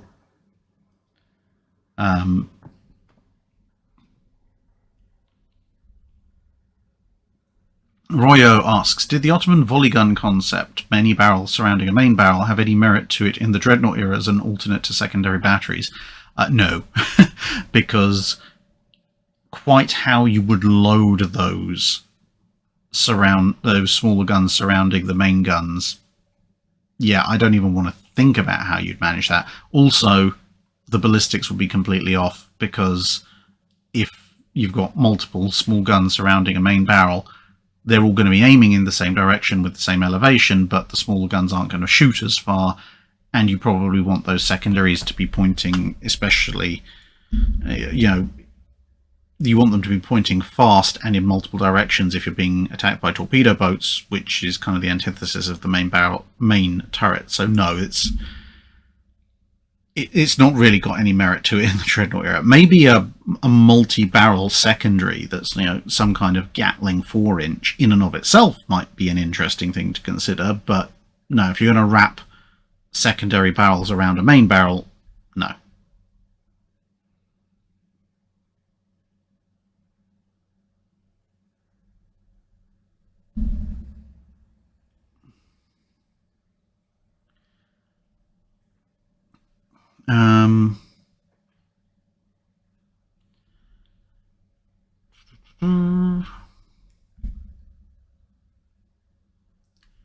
Tim Schoenberger asks, during the interwar period, if the UK idea to reduce battleship displacement and gun size down to 12-inch was accepted, how effective would Alaska or B-64 class style ships be against standards, Nelsons and Congos?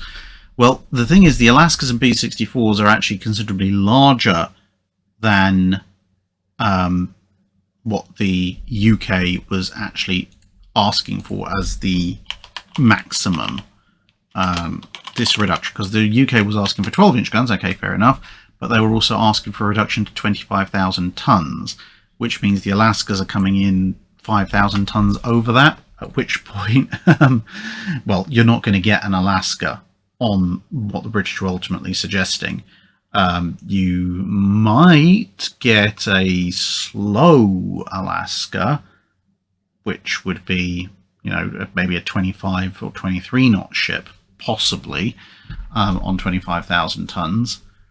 How effective they'd be against the standards, Nelsons and Congos? Well, with their updated 12-inch guns, if we're taking the Alaskas as an example, they've got significantly better penetration than might be suggested by the fact they've got 12-inch barrels.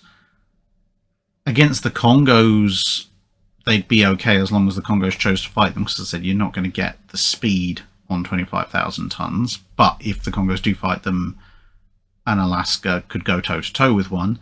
The standards have armor to resist that kind of firepower, and the Nelsons definitely do. And of course, the Nelsons, the standards, apart from the Colorados, have more guns. The Colorados have bigger guns, and the Nelsons have more and bigger guns than the Congos. So, yeah, not well. I mean, it's one of the reasons why the US Navy turned around and said, no, we're not accepting this.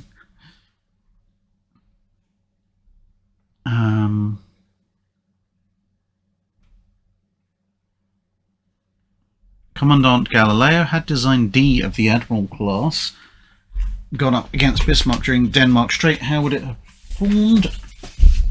Let me pull out my Raven and Roberts and double check design D for Admirals. Where are we? That's Repulse. So Hood is there.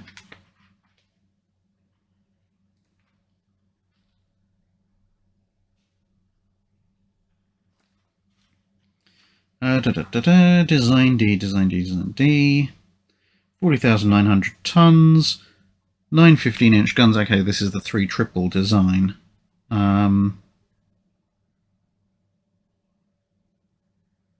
the armor is standard Hood armor.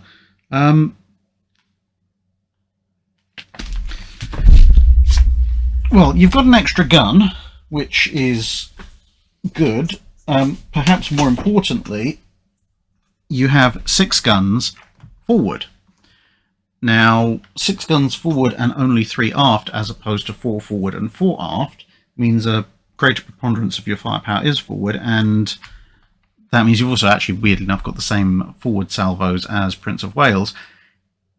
That might maybe save Hood.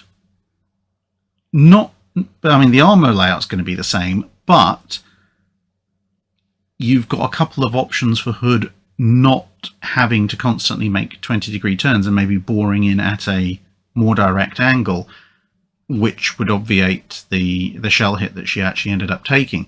So you could have Admiral Holland decide, well, actually, if we've got so much firepower forward, we may not need to turn anyway. We're just going to go straight in intercept course.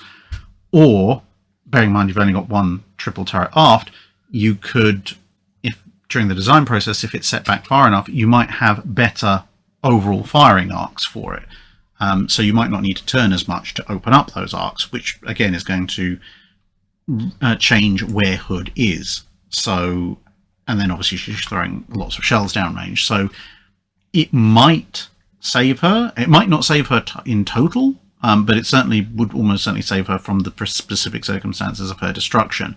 And then, you know, once it gets closer in and starts unloading, who knows, you know, with both sides battering the heck out of each other with multiple 15-inch rounds.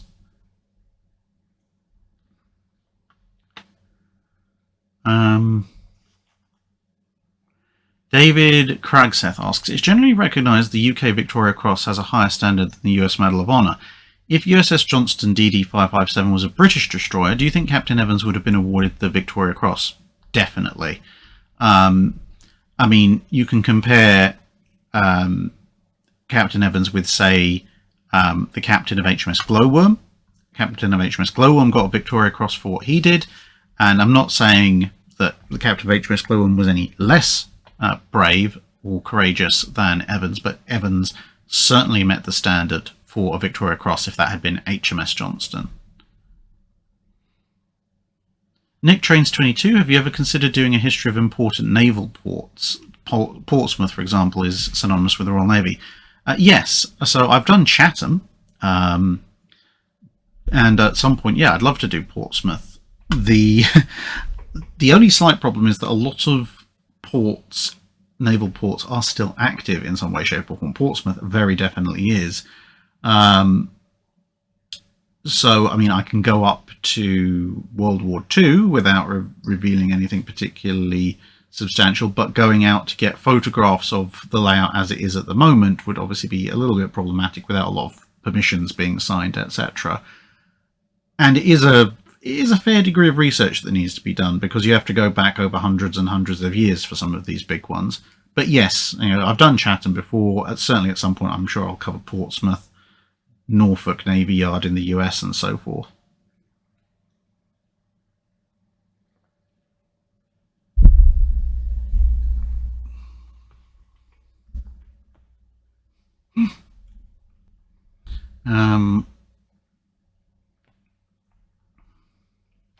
Sai asks, do you plan on continuing your destroyer development series past 1939? Yeah, I will do World War II for destroyers at some point. I know it's been quite a few years now, but things get pushed and pushed and pushed and pushed by other things inserting themselves into my schedule. So ideally I want to get the destroyer development, ideally I wanted to get it actually wrapped up this year, but that's not going to happen now, so it's probably going to happen hopefully next year.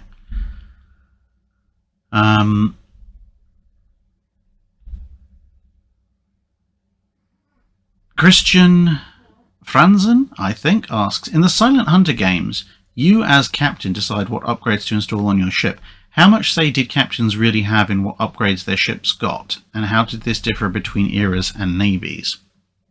Okay, so in World War II, there was a limited say in what upgrades you might get. If your ship was called back for refit or repair, then the Navy would decide a lot on your kind of main refits. So if you were going to get new rangefinders, if you were going to get new radar, if you were going to get an improved anti-aircraft battery, etc. But there was a little bit of wiggle room. So perhaps if the Navy said, right, we're going to assign you a bunch of new anti-aircraft guns, you might be able to write to the Navy and say, for example, well, thanks for your letter saying we're due to get, you know, half a dozen quad Bofors and 24 twin Oerlikons or single Oerlikons or something. But, you know, we found that we prefer, let's say we prefer the Bofors. Can we have 1 or 2 additional quad Bofors, and we'll sacrifice some of our Oerlikons to other ships? Now, given the Oerlikon was quite a popular weapon on the escorts that were being mass-produced, the Navy might go for that. They might not, but, you know, a captain might have a bit of a swing there. And then additional stuff, well, may not necessarily be authorized, but captains can be very inventive in either calling in favors with other officers ashore or on other ships, or, you know, quietly not encouraging crime, but mentioning to their sailors that this other thing out there might be really useful for them if they could somehow make a way to acquire it. see, a couple of cases, well, more than a couple of cases, where US submariners decided that they were going to acquire ice cream machines from surface vessels just, half an hour before the sub sailed, and then by the time anyone's noticed, the sub's gone, and well, they have ice cream, and the battleship has to get a replacement one, and well, the battleship's not necessarily happy about it, but there's not a lot they can do about it. Now, the further back in time you go, the more and more say a captain has, partly because if a captain rocks up at a dockyard and says, hey, I want an additional pair of 32-pounder carronades, there's not a huge amount that the dockyard's going to say to stop him, if they've got enough of them lying around.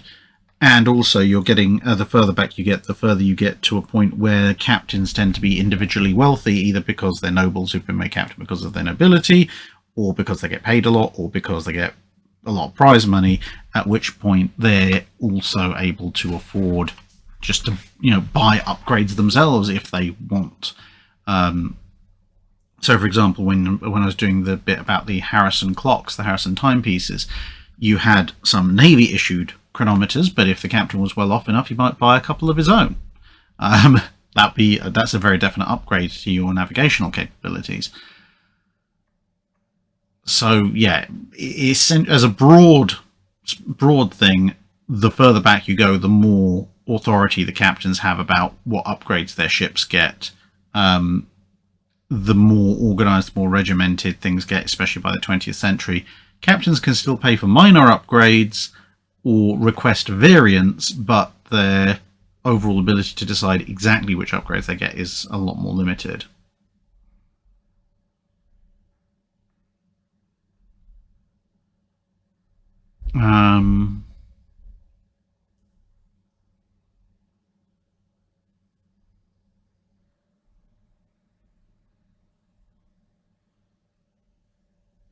Texas and LaShock. Assuming current museum ships still exist, which sci-fi races from Star Trek, Babylon 5, Mass Effect, etc. do you think would be most likely to visit them? Well, from Star Trek, obviously the Klingons, If you tell a Klingon this warship, this undefeated warship is present, having won many glorious victories in honourable combat, the Klingons are going to flock to that kind of thing. I mean, for some museum ships, admittedly, the Klingons are going to look at that and go, well, I'm confused why you kept this thing. It doesn't really have a glorious battle record. It just happens to have survived. So using UK museum ships as an example, they'd be a bit confused about HMS Unicorns. Like, why have you kept a ship that never even sailed under its flag, under its nation's flag? Whereas if you then take a bunch of Klingons to HMS Victory and tell them about the Battle of Cape St. Vincent and the Battle of Trafalgar, they'll be like, yes, perfect, honourable ship preserved for future warriors to see. Yeah, they'd be the most likely from Star Trek. From Babylon 5... Babylon 5... Some of the Minbari would probably like to visit ships as museum ships as a cultural thing. The Narn and the Centauri are far too involved in beating the living daylights out of each other, or preparing to beat the living daylights out of each other. And the Centauri are far too assured of their own self-importance, for the most part. There's various League of Non-Aligned Worlds ships, League of Non-Aligned Worlds races, I suppose. Although I'm a big Babylon 5 fan, I'm not massively au fait with the specific characteristics of a lot of the different League of Non-Aligned Worlds races. So yeah, I think the primary Babylon 5 visitor to museum ships would probably be Minbari, maybe some Narn, but probably the Minbari. And if the Shadows were there, you'd never know. Mass Effect...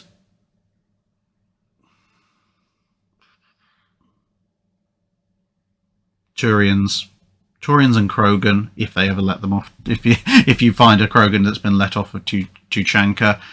But yeah, the the militaristic guys at that point are going to be the Turians for the most part. The Solarians mostly well, the Solarians have all sorts of interest, to be honest.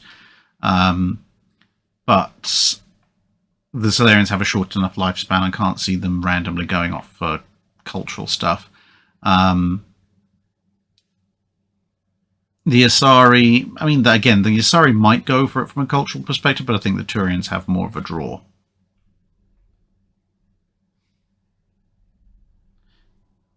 Dan Seymour says, be fun to see you doing a fun Friday on Drop Fleet Commander at some point. Yeah. I must admit, one of the things that slightly puzzles me, because, and I know some of you are going to laugh at this, I didn't realise what the phrase 2 up meant. So when I backed the original Drop Fleet Commander Kickstarter, because if I pull that up, you'll see this is the Kickstarter backer t-shirt. When I supported the original Drop Fleet Commander thing, one of the unlockable things that you could get was what they described as a 2-up Beijing class battleship, which is also the thing that's on here. Now, when the sprues arrived, obviously you have your cruisers and frigates and destroyers and everything. I was like, yay, plastic ships, blah blah blah, happy, put them all together. And then I had this Beijing class, and this massive thing. It's like this long compared to all the other stuff, which is like this. And I was looking at it going, oh, okay, so really big dreadnoughts then. Happily built the thing, painted it, etc., etc. And then a couple of years later, when they came out with another dreadnought, and I built that, I was like, hang on, this thing is a lot smaller than my Beijing. And then I noticed, hang on, the scale of the guns and everything looks a little bit...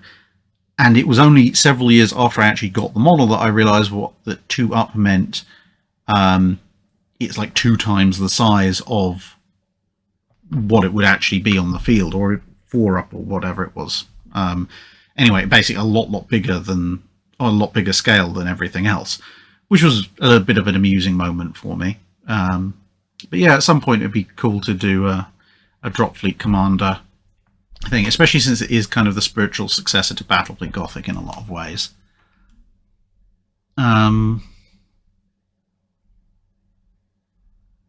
Janord312 or Janord312, you're very welcome.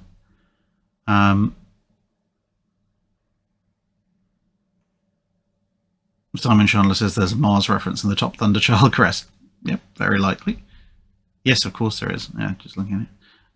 Tim Schoenberger says live stream this weekend. No, unfortunately there will not be a live stream this weekend because I'm heading off to the Lincoln Steampunk Asylum for the weekend. I have no idea if any of you are also going, but if you are, look out for me.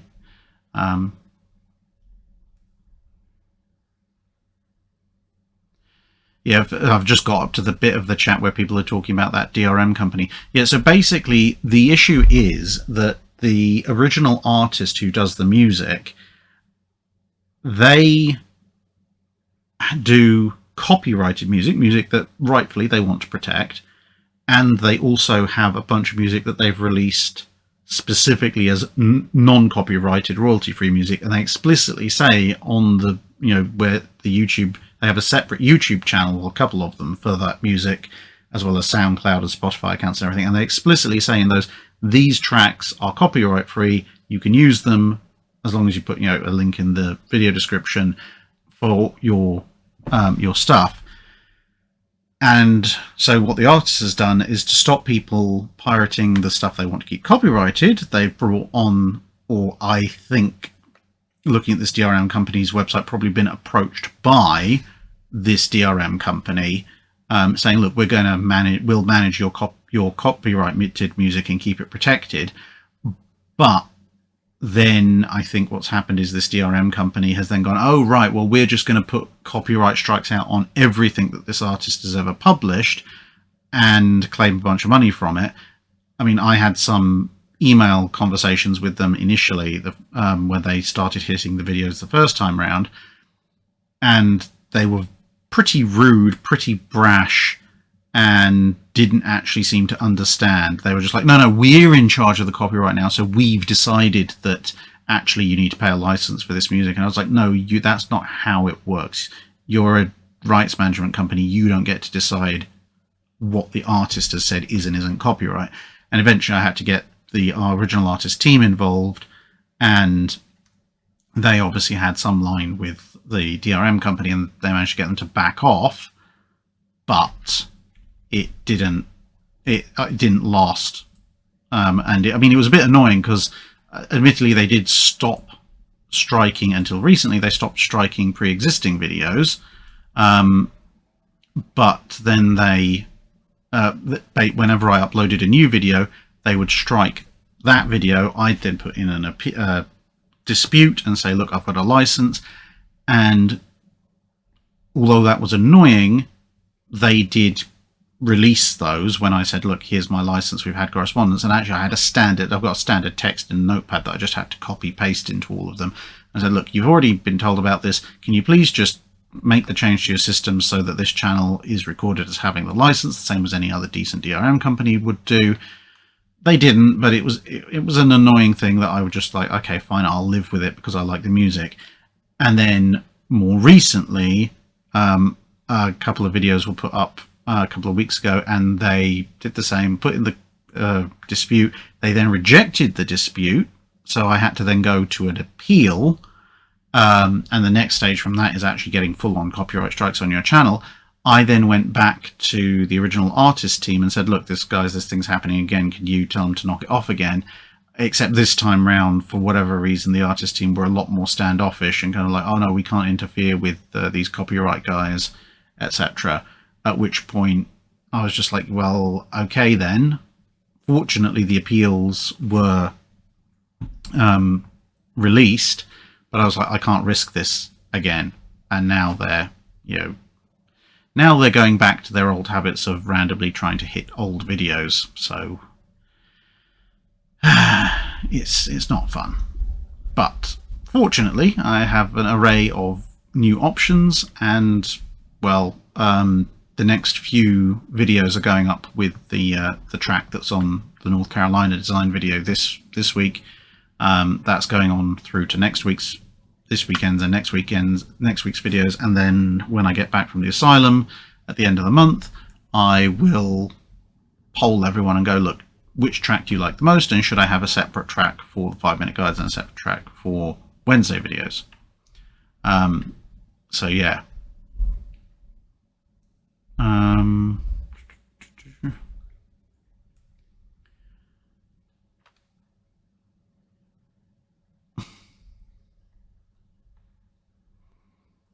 Commandant Galileo, do you like the old Victorian era Royal Navy livery? Black, the black, buff and white. Yes, I do. I think we should go back to it. Because let's face it, visual camouflage these days, not really relevant in warship combat, so you might as well look good. Adam Bowman asks, I had no idea the design history for the North Carolina class was that complicated. Neither did I till I read this book here, Norman Friedman's US Battleships, some years ago.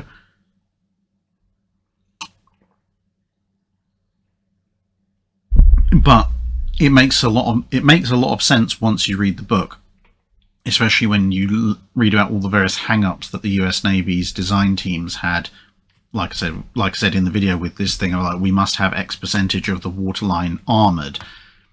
Those things, those little hang-ups and the slight obsession with turbo-electric drive for far too long, it meant that you had all sorts of contradictory requirements that never quite meshed properly, which meant people constantly trying to find innovative and interesting ways of trying to work around that, as opposed to some of the other ship design bureaus which were a little bit more flexible.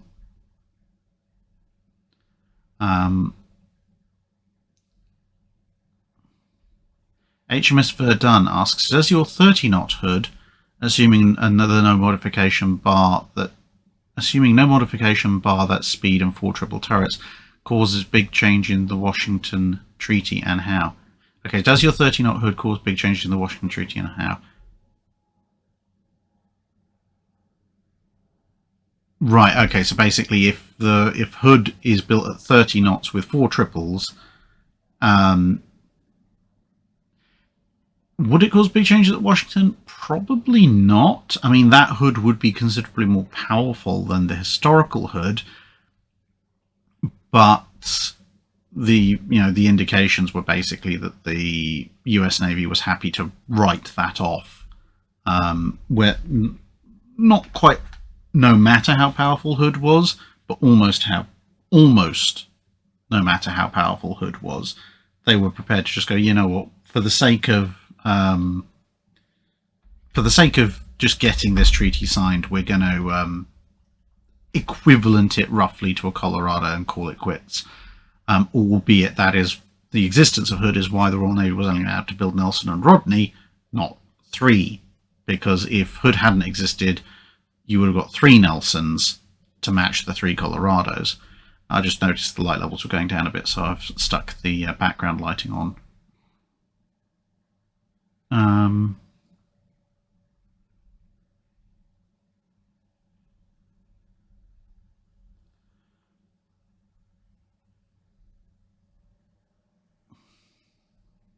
Galdarioni says, do a drunk stream and see what happens. It would take quite a while for a drunk stream to have any noticeable effect. Trust me on that one. Let's just turn the lights down a bit.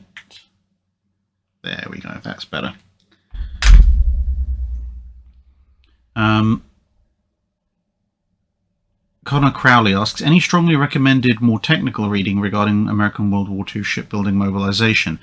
There's a very good book on the Kaiser shipyards that built the Casablancas that I think probably, although obviously they're not battleships or anything, it really does encapsulate the whole thing, because those yards went from nothing to mass building escort carriers. I can't remember exactly what the title is at the moment. It's somewhere, it's hiding somewhere up there. But yeah, the history of those yards, I think if you were going to have one book to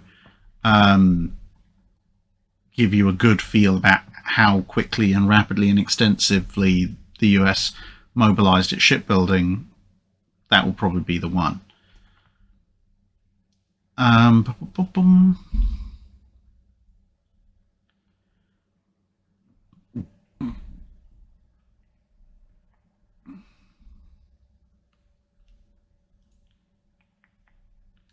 The Legacy has been collecting the super chats. Okay, so I'm going to go on a bit of a super chat binge.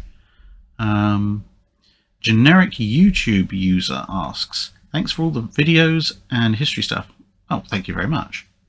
And then Nosdomu89 asks, in your opinion, what was the craziest idea submitted to the Admiralty suggestions box that they went with?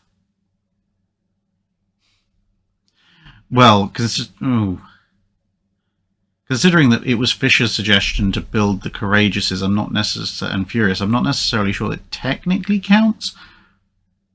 But yeah, I think the craziest thing the Royal Navy ever built that was at some point a suggestion probably was either the Courageous class and Furious, or possibly the conversion of the last few K class into M class with, you know, the giant underwater monitors.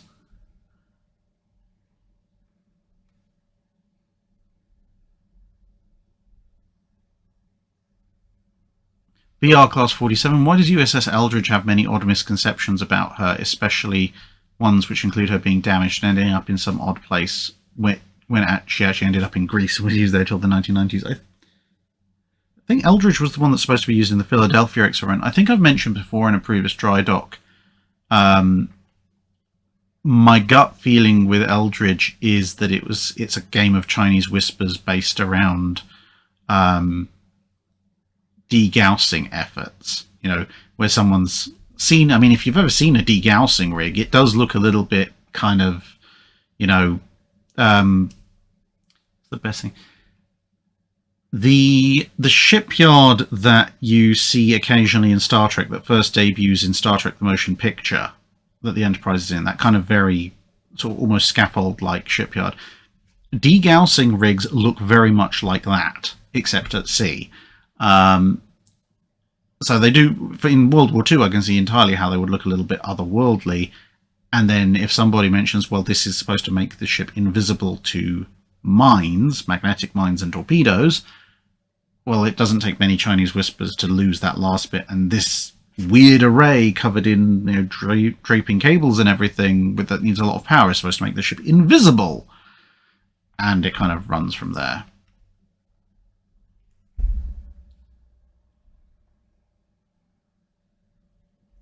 Chandelord Chandel, we are in the general chat questions. Although I have a feeling, according to the little scroll meter, I'm only about halfway through. Versus Arch says that he still disagrees with me about Jean Soul at Mers El Kabir. Okay, that's fine. I have no objection to people disagreeing with me as long as they disagree with me in a polite manner and they have a well-reasoned argument behind it. I mean, at some point in the future, I would kind of like to revisit Mers El Kabir with someone who, you know, wants to argue that either argue that I'm just wrong or wants to argue that the French had, you know, more reasons for doing what they did than I think they did. Basically, someone arguing from an opposite viewpoint. The main problem I've had with that thus far is that a lot of people who disagree with, not just disagree with me, but disagree that the British had any business at all or any justification for what they did, they tend to be quite passionate about the subject. And I don't think a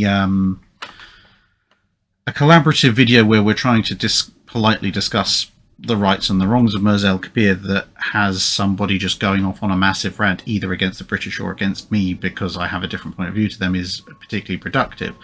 And now I'm not saying at all, look, Perseus Arch, that that's what you're like, but I'm saying, you know, people I've come across in the past who are more pro-French when it comes to Mers El Kabir, they tended to be a little bit, yeah, as I say, passionate about things. But hey, you know, as I said, if somebody wants to come on and calmly and rationally have a debate about the rights and wrongs and who was in the right or the wrong more at Mers El Kabir, I'd very happily host that, because it would be genuinely interesting to see both points of view discussed, I think.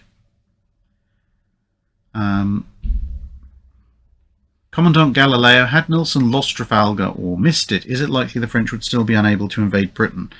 Well, you would still have the Channel fleet.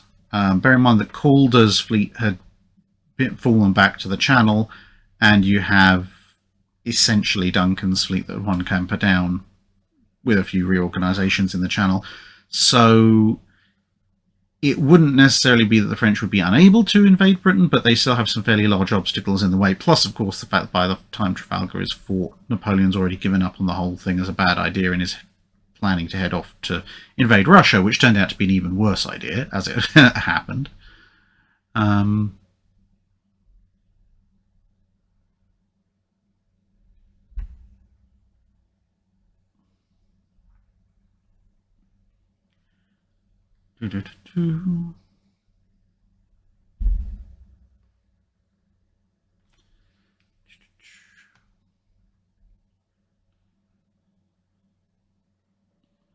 Chandelord Chandel asks, how do the Mackensons compare with Tiger, Congo and Renown, and how would you modernise them?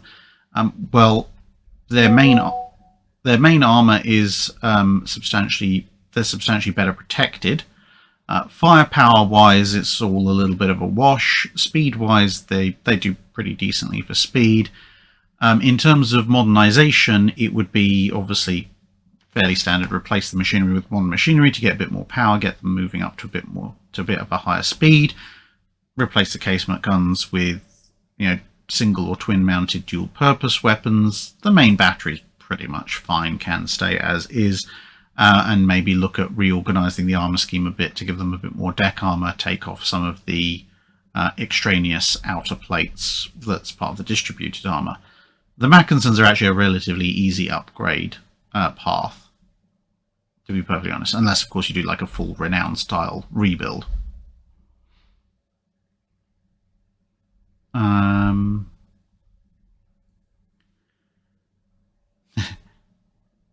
Shipyard's here, Dr. Clark's here, Anna Markey's here.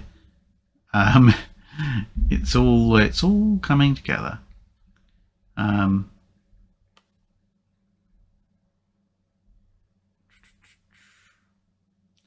BR Class 47 asks, talking of the Richelieus, what are your views on the design variations which were planned to be built as Clemenceau and Gascogne?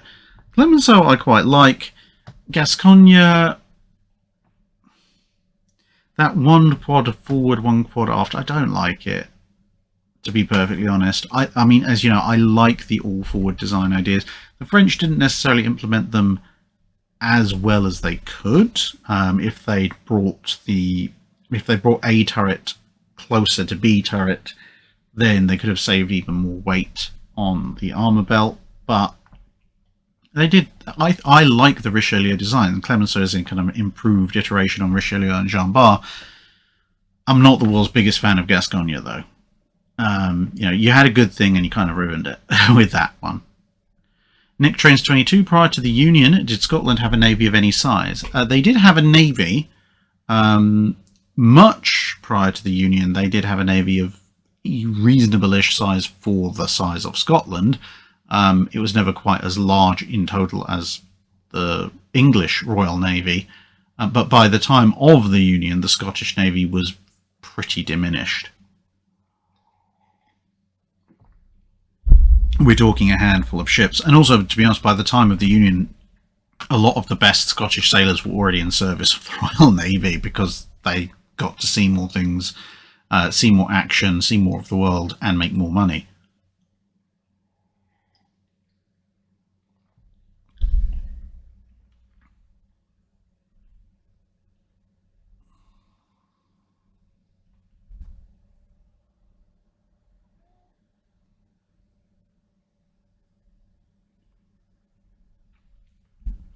Andy Power says the Germans did a World War I cargo sub, but was more a propaganda exercise than a true blockade buster. Yeah, well, the main problem with cargo subs is their limited amount of cargo space. So they can be a blockade buster, but only if the blockade is holding you away from, as I said previously, you know, low volume, high value cargoes. That you can blockade bust with a cargo sub, but generally blockades also tend to cut you off from a lot more than that, and then cargo subs are not good at high volume stuff like food and raw material and large scale raw materials. Uncle Stirfry asks, what would be the minimum amount of end of war equipped USS Texases that you would feel confident in beating Yamato with? Assuming Yamato accepts the engagement, because the biggest problem is Yamato can just leave, so maybe like a nighttime ambush or something. 4? I think 4 could put in enough 14-inch shells to smother Yamato before Yamato can take out too many of them.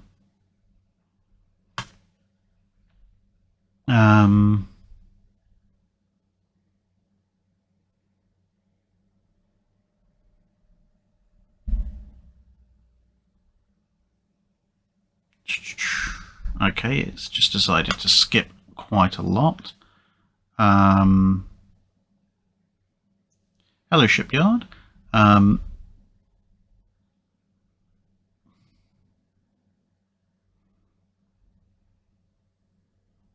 just trying to see how far back up I should go with the chat, since it's just decided to randomly skip a huge amount. Daniel Taylor says, take Jingles with you to Portsmouth.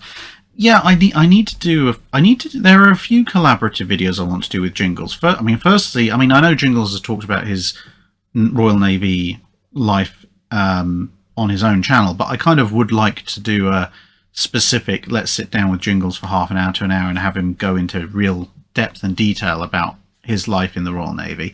I think that would be really cool. And at some point, if I can persuade the Royal Navy to let me onto Whale Island, onto the damage control simulator, I kind of have a plan of I'd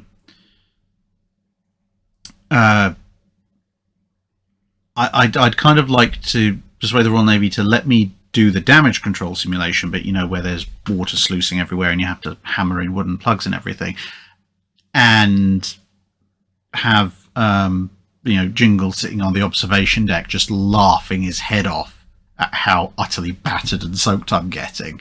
That would be quite fun.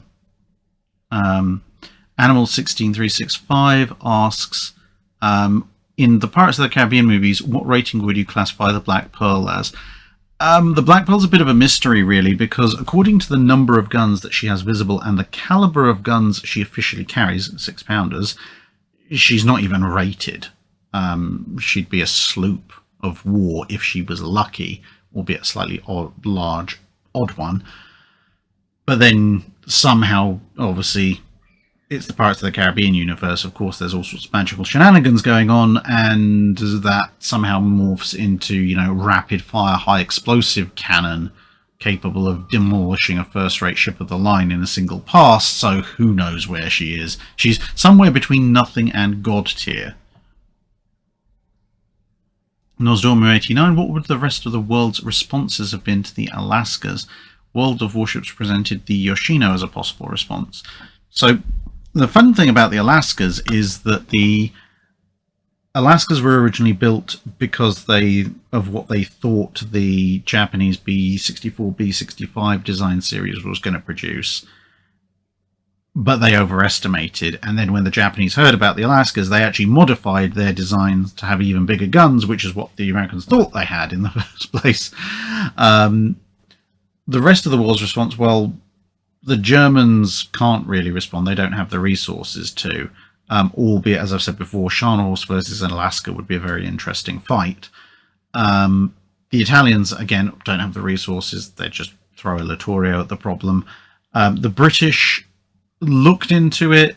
They looked into kind of 12-inch supercruisers, but most of the British supercruiser designs either were pretty half-hearted or focused on some kind of 9.2-inch armed ship with more guns, rather than the 12-inch designs. Although, as I say, they did play around with one or two. But I think realistically, the Japanese were the only ones who were really going to respond to the Alaskas. The British idea of responding to something that size is just to hit it with a battleship. Or Renown.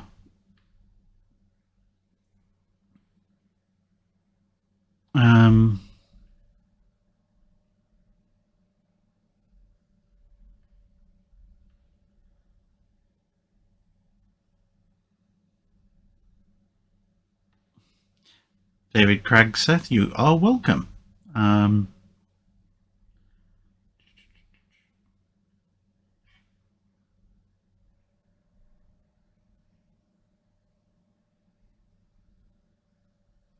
Michael Phillips pointing out the tin can sailors also had a habit of scrounging ice cream makers. Yep. I think if the US Navy had just accepted the inevitable and assigned ice cream makers to all ships, they would have greatly reduced the amount of tension between a lot of different crews.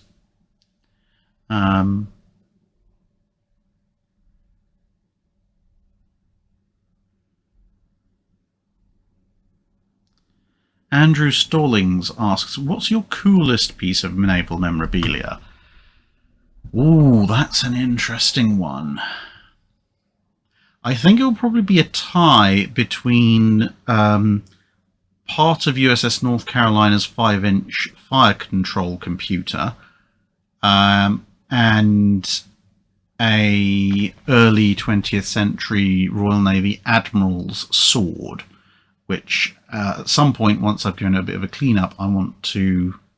I think it's already got a decent service sharpening to it, but basically if I need to give it a bit of a clean-up and make sure it is completely combat ready, and then that's going to be a fun thing to have on the wall.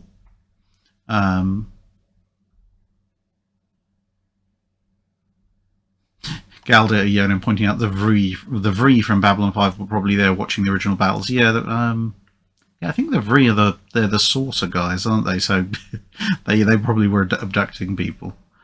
And of course, yeah, the Battle of Samar would be the most Krogan. The Krogan would greatly appreciate that.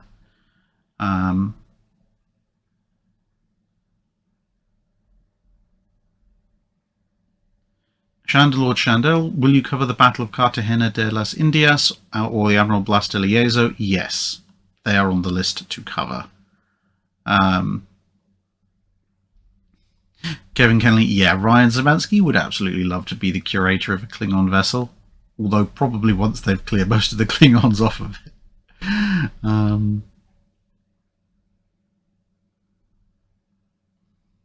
Jack Ray says, glue cogs or to whatever and call it steampunk. No, I dislike that particular aesthetic. I put a little bit more effort into my steampunk gear. I basically take the view that if you're going to do steampunk gear, either put a fair amount of effort into your costume or just be relatively generic. Sticking a handful of cogs on a hat with some hot glue, I mean, yeah, for some people that's steampunk. For me, it isn't. My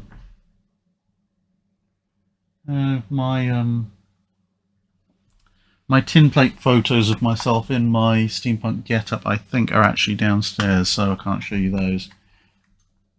I do have, for those of you who might recognise it, I do have a Girl Genius steampunk pin, which goes on one of my waistcoats at some point. So there's that.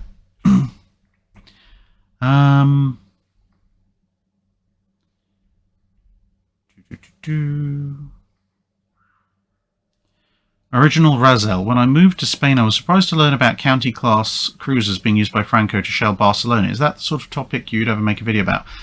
So that would be the Spanish county-class derivatives, not the British county-class themselves.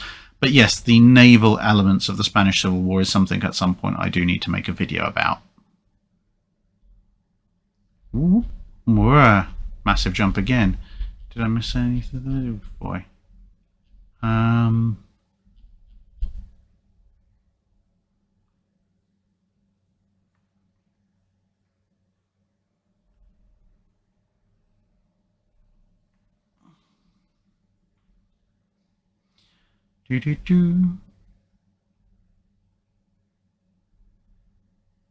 and by the way, if anyone has any suitable suggestions for theme music, then of course you are free to send me an email or Discord message about it. The only restriction obviously is it has to be, I understand there is a lot of cool music out there, but saying, hey, this has a bunch of cool music in it, could you use it? It's like, probably not, because most of it is probably copyrighted, so it would have to be music from explicitly copyright-free channels. And there are some recordings of some fairly recognizable naval songs which are old enough to be in and of themselves copyright-free, but I would be hesitant about using those because it's the same song, so you do sometimes get hit by copyright bots because it's just similar enough, and then they start being difficult. Like at one point I had on the Thunderchild video, there's actually the video I did about when I showed my design for HMS Thunderchild. There's an original version that's still up as a private video that has Rule Britannia as the intro music for revealing the Thunderchild design.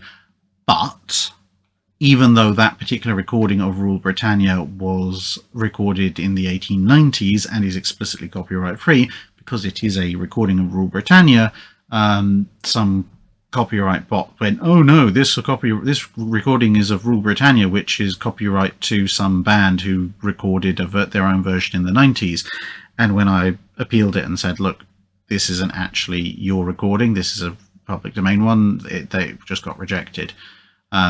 And so for the same reason, things like Eternal Father Strong to Save, which is a fairly widespread naval theme, or Hearts of Oak, etc., they're all probably going to fall under the same problems. And obviously things like Hearts of Oak, while it's a really good song, it is also very British.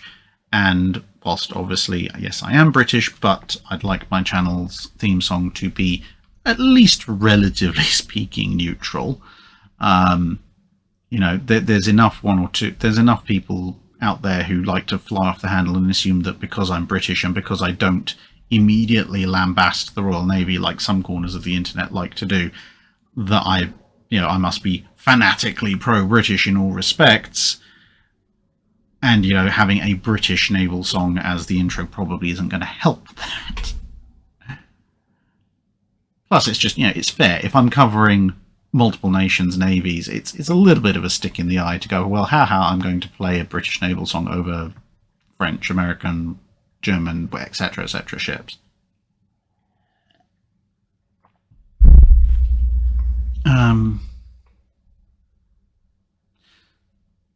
Oh yeah, people still talking about the Klingons and the Turians, etc. I think the other thing is the Klingons will greatly appreciate old school Royal Navy names. They'd look around and go, "What?" You know, look at Starfleet and go, "What's wrong with you?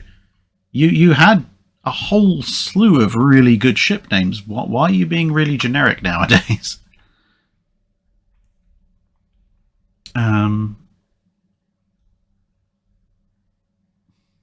Aluminium Fences, what's with the mood lighting in the Fortress of Drakitude? It's just some background lighting to make sure that the camera is providing a decent enough focus and resolution because it's now pitch black night outside. So, actually, considering it's coming up to, what are we doing? We've got to 2 hours 20 and it's coming up to 22 minutes past 10. And tomorrow I am heading up to the asylum, so I need to pack. So I'm going to enact red alert protocols. Computer library off. Okay. So the red alert protocol is now we are... Okay. Computer library 10%. Okay. That's a bit better. So the red alert protocol basically means we're in the final stages of the stream.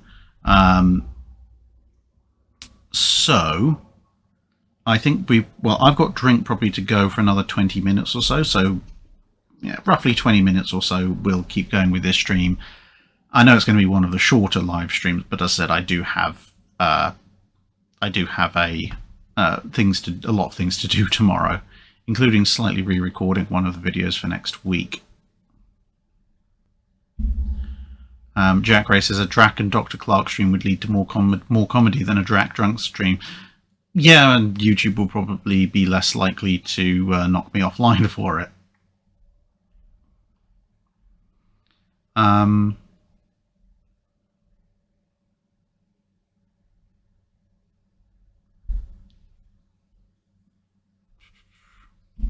Glenn Ricafrente, would it have been better off for the Royal Navy if they did have 3 Nelsons instead of 2 plus Hood? I mean, given the historical fate of Hood, yes.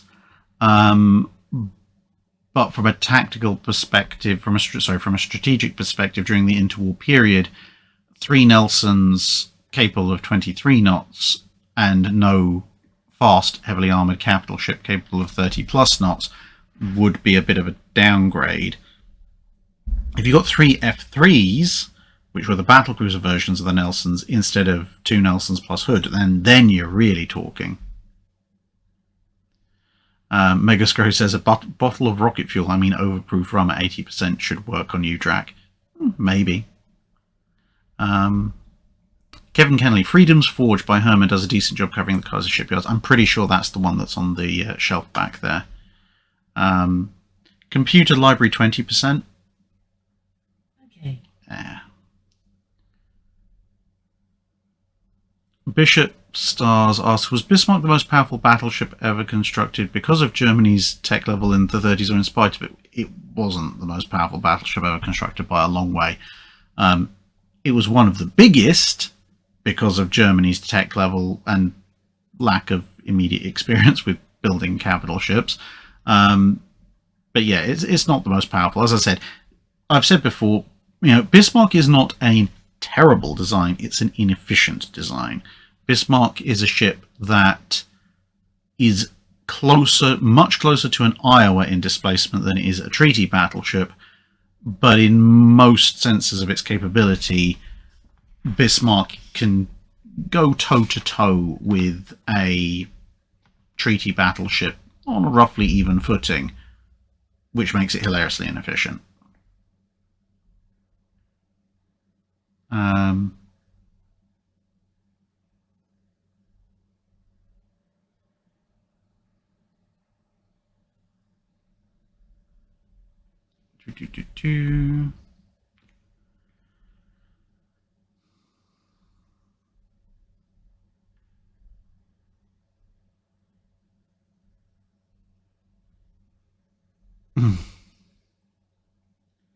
Jack Ray saying, ready, set, said, Drac, your disagreement essays on Mirza El Kabir for review. Yeah.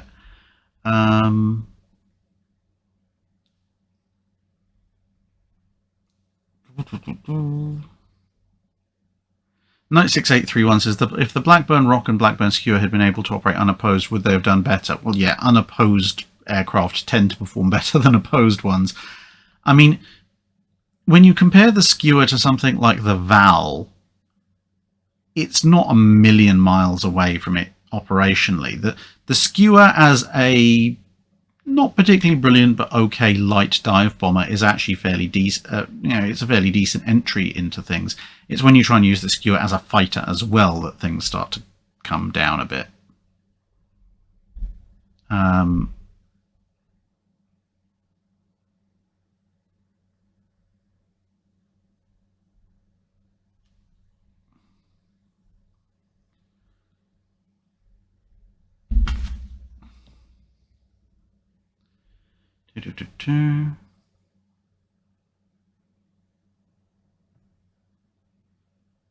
Yeah, see, the weird thing is with Todd Website says no one sails like Gascogne.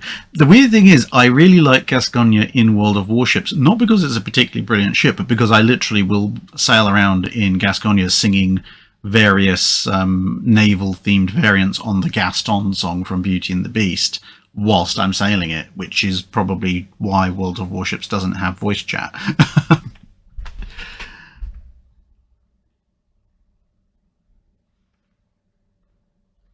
Brandon Lawson says hello from Seattle, Washington. Hello, and hopefully in 3 or 4 weeks I will be in Seattle, Washington.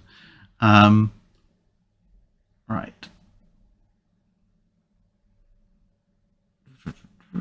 Tombstone Vulture Command, will future spaceships have military or even Navy crews as standard? I don't know, it depends who's in charge of future spaceships, really.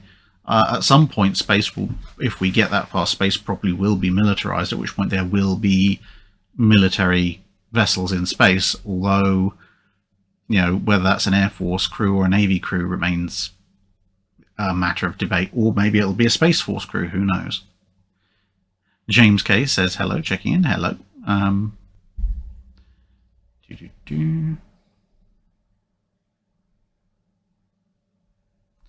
A British guy says, are you familiar with the naval strategy games by the late Killerfish games, Atlantic Fleet, Cold Waters, War in the Sea, Pacific Fleet? And if so, what are your thoughts on them? I'm passingly familiar with a bunch of them. I think I've got Atlantic Fleet. It's a shame if they are no longer around, but Atlantic Fleet I generally liked. It had a pretty good handle on how gunnery worked, which is something that a lot of naval games don't really get too right. But there were some limitations to it, and I think some of the calculations on some of the ships were a little bit off in terms of damage. But a patch could have solved those, at least in my opinion. But overall, it was a pretty good game. I don't know about the others because I've only seen them or heard of them in passing.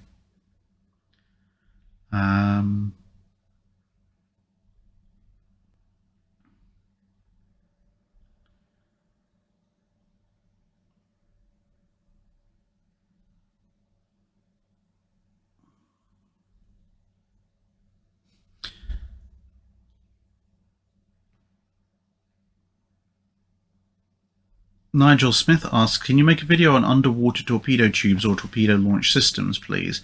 I can add torpedo launch systems as a Wednesday video. I don't think there's quite enough content for underwater torpedo tubes alone to be a full Wednesday video, but certainly the general system of launching torpedoes from trolleys and above water tubes and below water tubes and so forth, that could certainly be a thing. Wow. Everything.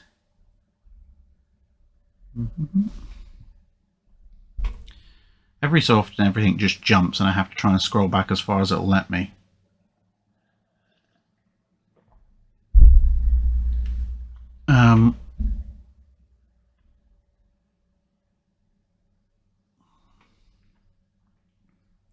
Aluminium Fence says, but I thought England's laws wouldn't even let you have pointy sticks. England's laws are weird. Trust me. I mean, the stream's not the place to go into it, but trust me, England's laws are really, really strange when it comes to things you can potentially poke people with. Weird things are banned, whereas other things that are actually a lot more lethal aren't. Which is basically what you get when you get a bunch of laws that are set by politicians who mostly live in London and have only ever done politics their entire lives and have no clue how the real world actually works. The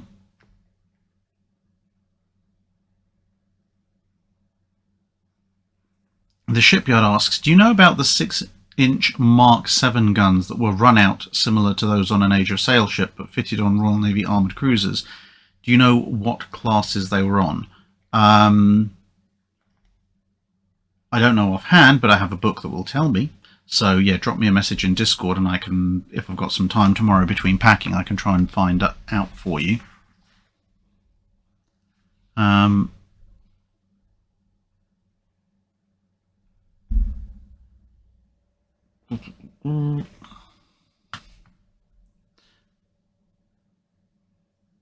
Knight 6831, how much do the 3 British battle cruisers still being in the fleet impede the Royal Navy getting large cruisers?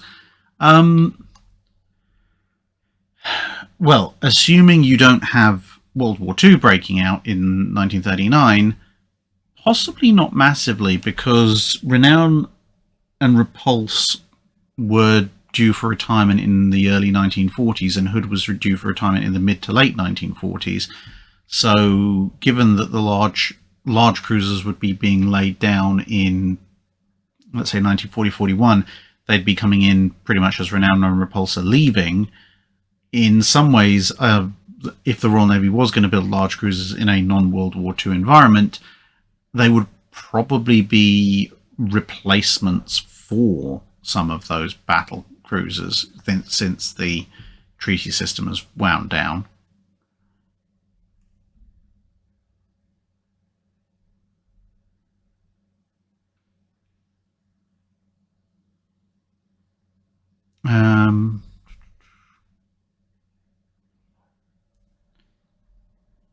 Frank Spazzato asks, which sci-fi ship best resembles the career of the Bunker Hill carrier?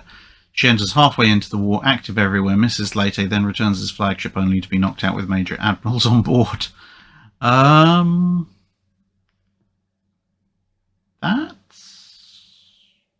a good question.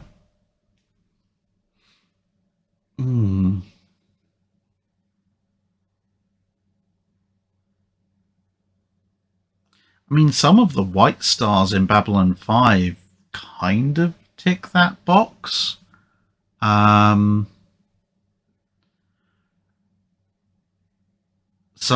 well, I'd be tempted to say the Korolev from Stargate, but, enters halfway through the time period the BC-304s are out there, but she's not really active anywhere. She just turns up and gets bashed by the Ori.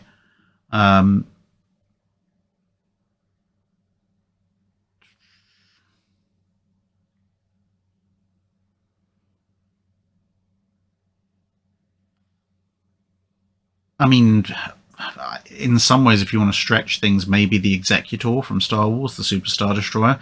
It only comes in during Empire Strikes Back. Theoretically is active in a lot of different places, but isn't present for some of the larger events in Legends canon in between Empire Strikes Back and Return of the Jedi. Then shows up as flagship of the Imperial fleet and gets knocked out with a lot of senior command staff on board during the Battle of the Second Death Star, Battle of Endor.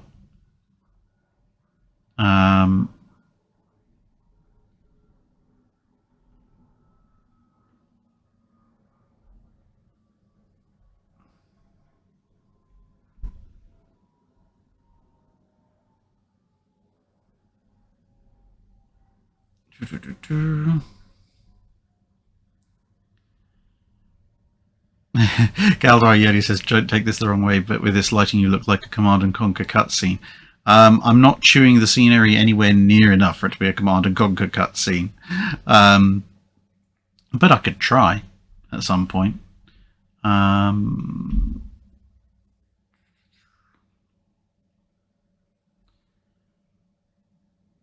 Caboose Helps You asks, have you done any videos on USPT boats in the Pacific War? Not specifically as of yet, but I probably should do at some point in the future.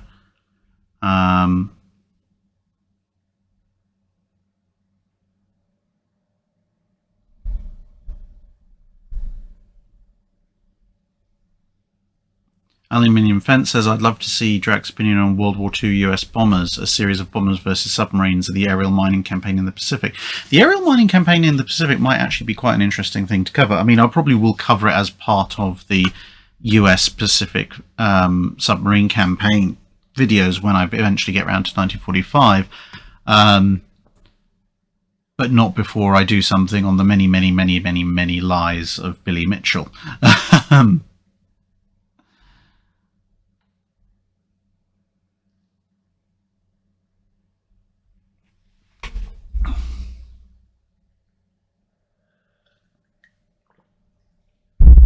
Archangel Glenn asks, thank you very much, by the way, a couple of questions. HMS London and Unicorn when? Probably early next year as 5-minute guides. And RA Naval Aviation Law video when? That's going to take somewhat longer.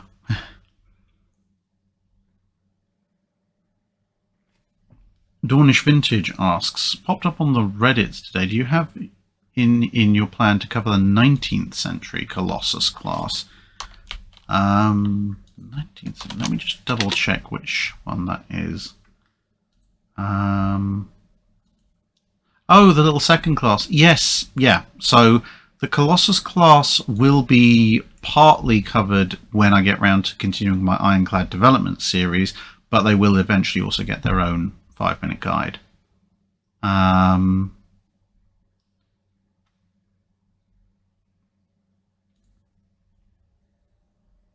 Oh, got the stop it. Stupid thing. There we go. Sorry. Oh, and everything's jumped again. Arcdeans asks, good morning from Canberra. Have I missed anything? 2.5 hours of live stream.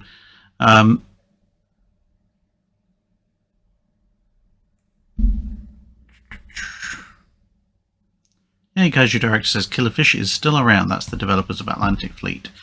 Illinois Central Railroad fan is signing off. Thank you very much. And I will probably be signing off in a few minutes as well. Mark Jones asks, how do they think 3 ships were enough to invade Britain at the 1797 Battle of Fishguard? A lot of that's to do with the fact the invasion fleet was supposed to be much larger originally and got scattered by storms, and they also had a lot of false reporting about just how willing the populace was willing to rise up against the British, but it was mostly a case, kind of like the fight of Droit de l'Homme versus Indefatigable and Amazon, of we started out with a lot of invasion ships, now we don't have quite as many. And just a few of them happened to show up in the Fishguard area. Thanks very much, BR Class 47. Yeah, Fleet Archangel Glenn, Royal Navy Aviation Law video, i.e. Fleet Air Arm, probably have to be 2 videos. Do one on the Royal Naval Air Service in World War I, and then a separate one on the Fleet Air Arm. But yeah, that'll take a while to do.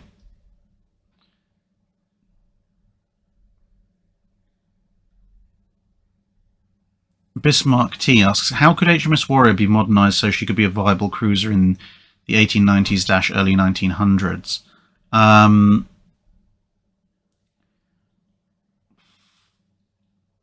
Viable is stretching it because, 4.5 inches of iron armor. But in theory, if you had unlimited money to spend, you could do something similar to what they did to, I believe it was HMS Hercules. So cut down all the masts, replace the engine. In Warrior's case, replace the armor with 4.5 inches of steel plate, which actually would be a viable amount of armor for at least a small to medium cruiser.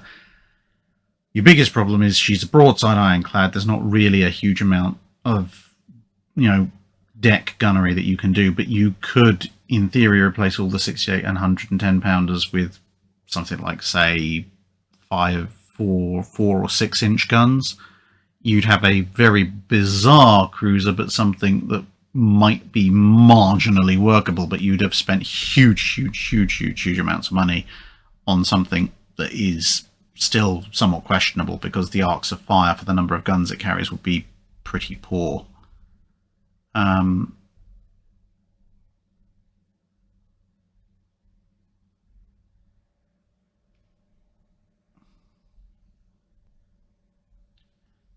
Aluminium Fence says you should team up with Rex again for the Billy Mitchell thing. That's not a bad idea at all, actually. Commandant Galileo, what's with Britain and getting saved by storms? Basically, we're used to our weather. Virtually nobody else is. The weird thing is about British weather, normally it's very variable and can at times be pretty miserable, but tends to stick within certain limits, except for the odd times it doesn't. And when it doesn't, it gets absolutely vicious. But the thing is, because we're used to like 2 steps above that, we kind of batten down and nod our heads and sip our tea and think, okay, well, there'll be a bit of damage to deal with later on. Whereas, you know, say with the Armada and people used to mostly Mediterranean weather where it's either 0 or just stay in port, they're just like, what on earth is this?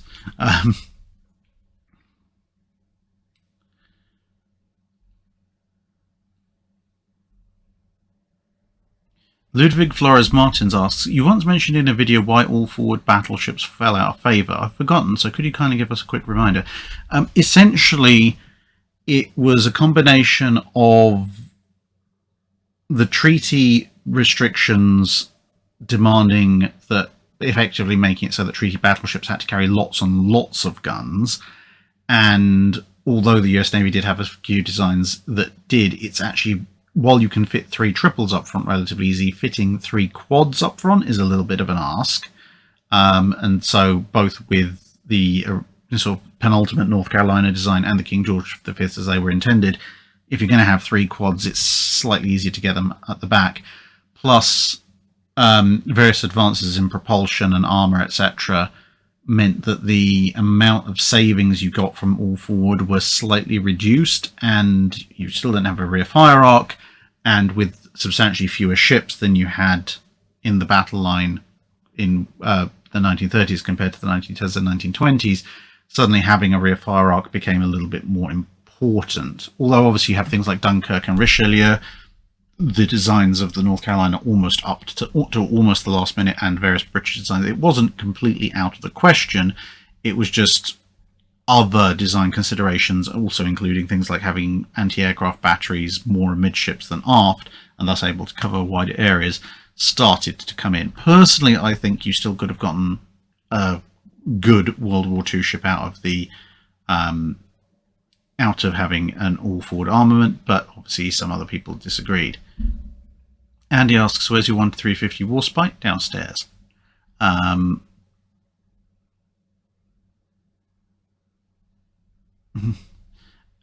Arian Elendil asks, running in full armor when? When I can get someone to video me doing it at a reenactment event.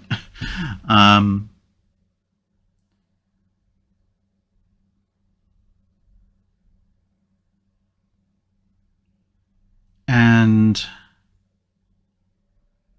I think probably this is about a good time to wrap it up, so I'll do 2 more questions.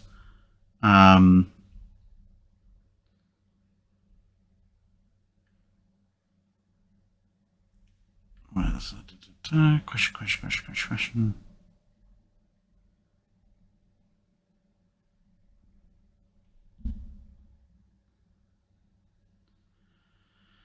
Okay, first of 2 final questions. Knight6831, how could following 9 12-inch armed 9-gun 12-inch armed British dreadnoughts have been?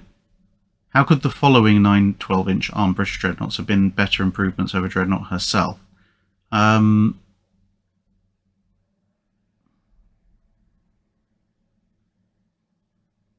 Well, if you had them in 3 triple turrets, you got more firepower, because remember Dreadnought has an 8-gun broadside. If you've got 3 triples For 9 guns, that's an extra gun on the broadside, but 1 less gun that you have to pay for in weight. So that would be an improvement. And final question, Kevin Kenley, full armor, Hound or Mountain?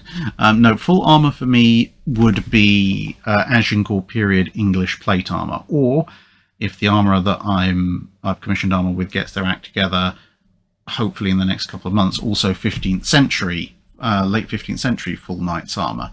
So yeah, one of those, one of those two. Although currently, I need to get my hands on a laser de-ruster for my current laser rust cleaning thing for my current armour. Although trying to find out exactly how much that costs is incredibly difficult.